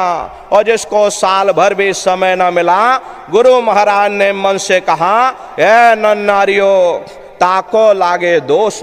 गुरु महाराज ने मन से कहा था, ए प्रेमी भाई बहनों, अगर तुमने मेरे गुरु को भुला दिया, मैं तुमको भुला दूंगा, तुम भारी मुसीबत में फंस जाओगे। प्रेमी भाई बहनों, वो दरबार हमारा आपका है, वो गुरुद्वारा है। शंकर भगवान और पार्वती जी रास्ते में चले जा रहे थे और चलते चलते शंकर जी ने जमीन पर लेट करके दंडवत प्रणाम किया। पार्वती जी ने पूछा कि भाई भगवान, ये बताइए, यहाँ ना कोई पेड़ है, ना पशु है, ना कोई पंछी है, आप किसको प्रणाम कर रहे? तब शंकर जी ने उत्तर दिया कि भाई पार्वती या भूमि की और क्या कहूँ वर्णन भाग्य, और 10,000 वर्ष पूर्व संत रहे यही जाग। है पार्वती, जमीन के बहुत बड़े भाग्य हैं। आज से 10,000 वर्ष पहले एक संत महात्मा एक जमीन पर आकर सत्संग कर गए थे। ये जमीन बहुत पवित्र है, मैं जमीन को प्रणाम कर रहा हूँ। अरे आज हमारे गुरु महाराज 50 वर्ष मथुरा आश्रम पर रह करके अरे अपने चरणों से वहाँ के कण कण को पवित्र किया। प्रेमी भाई बहनों, वो हम सभी प्रेमियों का गुरुद्वारा है। विश्व को शांति वहीं से मिलेगी, वो दरबार हमारा आपका है। इसलिए प्रेमी भाई बहनों, अपने दरबार में आप लोग पधारिएगा। पूज्य दादा गुरु महाराज के इस पावन भंडारे के कार्यक्रम में आप सभी लोग पधारिएगा। देश के कोने कोने से दसियों लाख की संख्या में सत्संगी प्रेमी भाई बहन मथुरा दरबार में पधारते हैं। उनके रहने ठहरने के लिए वहाँ अलग अलग जिलों के टेंट रावटी डेरे लगाए जाते। भोजन पानी के लिए अलग अलग जिलों के वहाँ पर निःशुल्क भंडारे चलाए जाते हैं। अपना बहुत बड़ा आश्रम है, करीब करीब 10 किलोमीटर के व्यास में अपना आश्रम बना हुआ, वहीं पर एक कार्यक्रम होता है। अपने आश्रम पर गुरु महाराज के एक छोटे से गौशाला भी है। गुरु महाराज के पास में कुल 2 गाय थी। 2 गायों का इतना बड़ा परिवार है।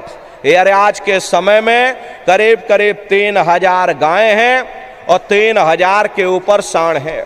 गौशाला अलग है और नंदीशाला अलग है।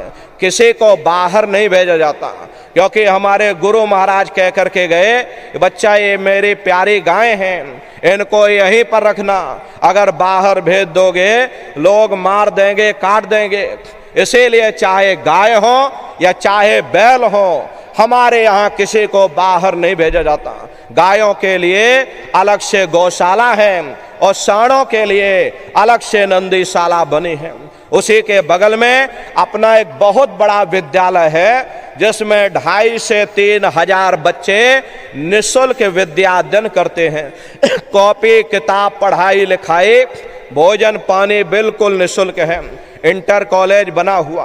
प्रेमी भाई बहनों, उसी के बगल में अपना एक बहुत बड़ा अस्पताल भी है। प्रेमी भाई बहनों, वो गुरु महाराज की कर्म भूमि है और गुरु महाराज की जन्म भूमि, जहाँ पर हमारे गुरु महाराज का जन्म हुआ, जिला इटावा, ग्राम खितौरा में है। जैसा भव्य मंदिर मथुरा दरबार में बना हुआ, उसी तरह से भव्य मंदिर गुरु महाराज की जन्म भूमि पर बन करके तैयार हो चुका। बहुत बड़ा अपना आश्रम गुरु महाराज की जन्म भूमि पर भी बना है। करीब करीब 3000 बीघे में अपना वो आश्रम बना हुआ। ये जो आप फोटो देख रहे हो, ये गुरु महाराज की जन्म भूमि का ही मंदिर है। और इधर जो ये फोटो लगी है, ये मथुरा दरबार का मंदिर है। प्रेमी भाई बहनों, समय निकाल करके अपने दरबार में आप लोग पधारिएगा और अपने अपने बच्चों को भी साथ में ले करके आइएगा। हम लोग ये सोचने लगते हैं, अरे बच्चों को क्या करेंगे ले जाकर, ये बच्चे छोटे हैं, अरे इनको घर में रहने दो, इनको पढ़ाई लिखाई करने दो, अभी इनकी पढ़ाई लिखाई की उम्र है। ये सत्संग सुनना और ये भजन पूजा पाठ करना, ये तो हम लोगों का काम है। इन बच्चों को घर पर पढ़ाई लिखाई करने दो। प्रेमी भाई बहनों, बस यहीं पर हम आप धोखा खा जाते हैं। अरे पढ़ाई लिखाई जरूरी है, हम ये बात आपकी मानते हैं कि आज के समय में शिक्षा बहुत जरूरी है। अरे हमको भी गुरु महाराज ने पढ़ाया लिखाया, हमको ये अंगूठा छाप नहीं है, गुरु महाराज ने हमको भी पढ़ाया लिखाया।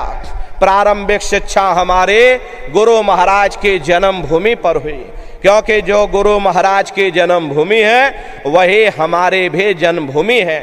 1 से लेके 5 तक हम खितौरा में पढ़ाई किए।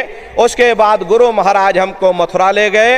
आगे की पढ़ाई लिखाई गुरु महाराज ने मथुरा में कराई। 10वीं किया, फिर 12वीं किया, फिर BA किया, फिर LLB किया। LLB करके वकील भी बने। तो कहने का मतलब ये है कि गुरु महाराज ने हमको भी पढ़ाया लिखाया। लेकिन प्रेमी भाई बहनों, पढ़ाई लिखाई के साथ साथ अच्छे संस्कार भी जरूरी हैं। और संस्कार कोई MA BA की डिग्री करने से नहीं पड़ जाते, संस्कार कोई डिप्लोमा करने से ही नहीं पड़ जाते। अगर MA BA की डिग्री कर लेने से ही बच्चों के अंदर संस्कार पड़ गए होते तो हिंदुस्तान में इतने वृद्धाश्रम ना खोले जाते। अरे संस्कार पढ़ेंगे महात्माओं के वचनों से, संस्कार पढ़ेंगे सत्संग के माध्यम से। ये बच्चे देश के भविष्य हैं। इन बच्चों के अंदर अच्छे संस्कार डालना ये समय की बहुत बड़ी मांग है। अरे आज के समय में बच्चों के अंदर संस्कारों की कमी देखी जा रही। वरना पहले के समय में अकेले माँ बाप अपने 4-4 बच्चों को पाल लेते थे, लेकिन आज के समय में वही 4-4 बच्चे, वही MA BA और डिग्री और डिप्लोमा किए हुए बच्चे अपने माँ बाप को रोटी नहीं खिला पा रहे।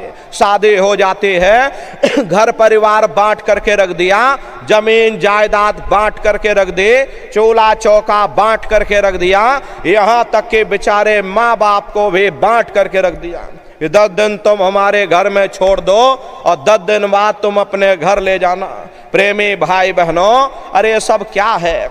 ये संस्कारों की कमी है। ऐ माताओं बहनों, ये बच्चे तुम्हारी धरोहर हैं, ये बच्चे तुम्हारे जीवन की पूंजी हैं। अरे अपनी पूंजी को संभाल करके रखिएगा। इन बच्चों को आप बचपन से तैयार करिए, इनको अच्छी शिक्षा देना, इनको अच्छे संस्कार देना, इनको शाकाहारी बनाना, इनको सदाचारी बनाना, इनको चरित्रवान बनाना, और इनको भी तुम राम और कृष्ण बना दो। यही बच्चे बड़े होकर के माँ बाप का नाम रोशन करेंगे, घर और समाज का नाम रोशन करेंगे। इसलिए प्रेमी भाई बहनों, अपने अपने बच्चों के साथ, इष्ट मिष्ट परिवार वालों के साथ, आप सभी प्रेमी भाई बहन पूज्य दादा गुरु महाराज के इस पावन भंडारे के कार्यक्रम में सब परिवार सादर आमंत्रित हैं। आप लोग पधारिएगा और सुमरन, ध्यान और भजन बराबर आप लोग करते रहना। इतना जान लो प्रेमी भाई बहनों, ये रास्ता बिल्कुल सच्चा है। अरे आप करोगे तो आपको अनुभव होगा, दिखाई भी पड़ेगा, सुनाई भी पड़ेगा। अरे आपका लोक भी बन जाएगा और आपका परलोक भी बन जाएगा। इसी के साथ अब हम अपनी वाणी को विराम देते हैं। आप लोगों ने अपना कीमती समय हमको दिया, धन्यवाद है। कहने सुनने में यदि हम आपा महिमा है अपार जगत में, गुरु महिमा है अपार। गुरु कृपा से कितने ही तार गए। गुरु कृपा, गुरु कृपा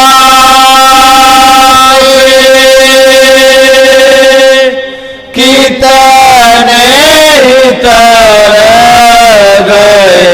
हो गए भावों से पार जगत में, गुरु महिमा है अपार। हो गए भाव से पार जगत में, गुरु महिमा है अपार। पत्थर में भी प्राण पुगाते, पत्थर में भी प्राण फुगाते, गड़े को चेतना वांथ बनाते,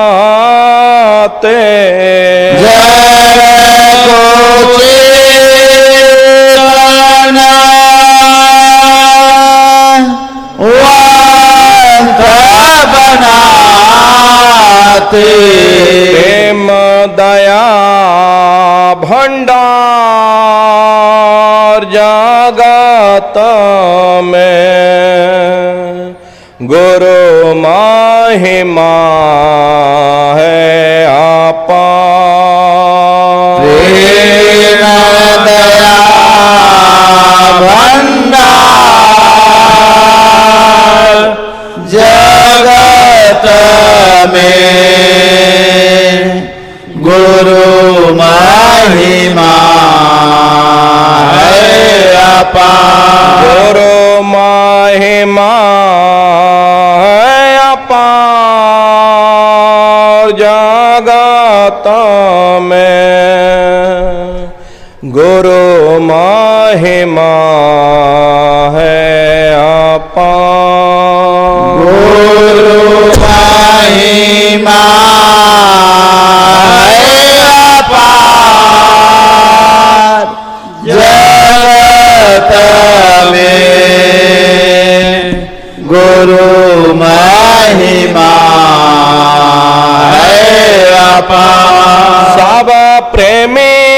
मेला जो ले कर गाओ सबरी लीला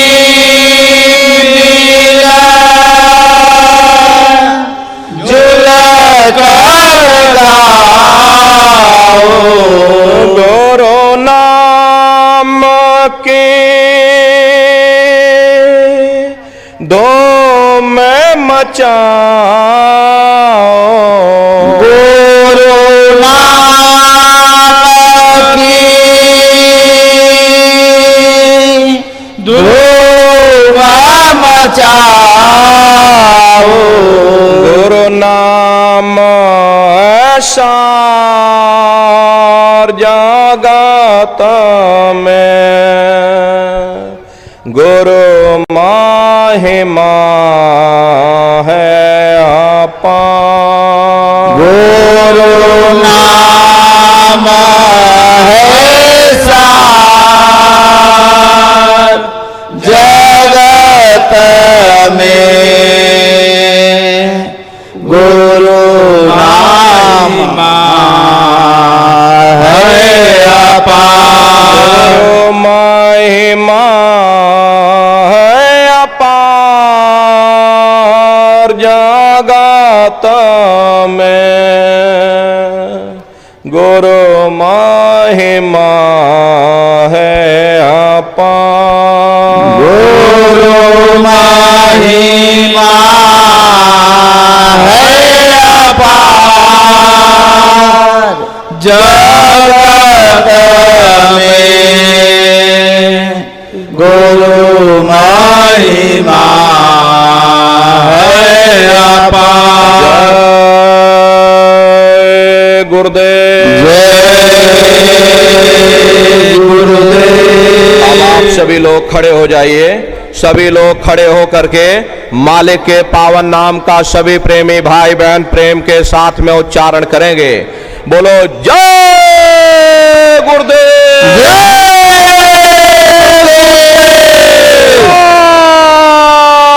गुरुदेव जय गुरुदेव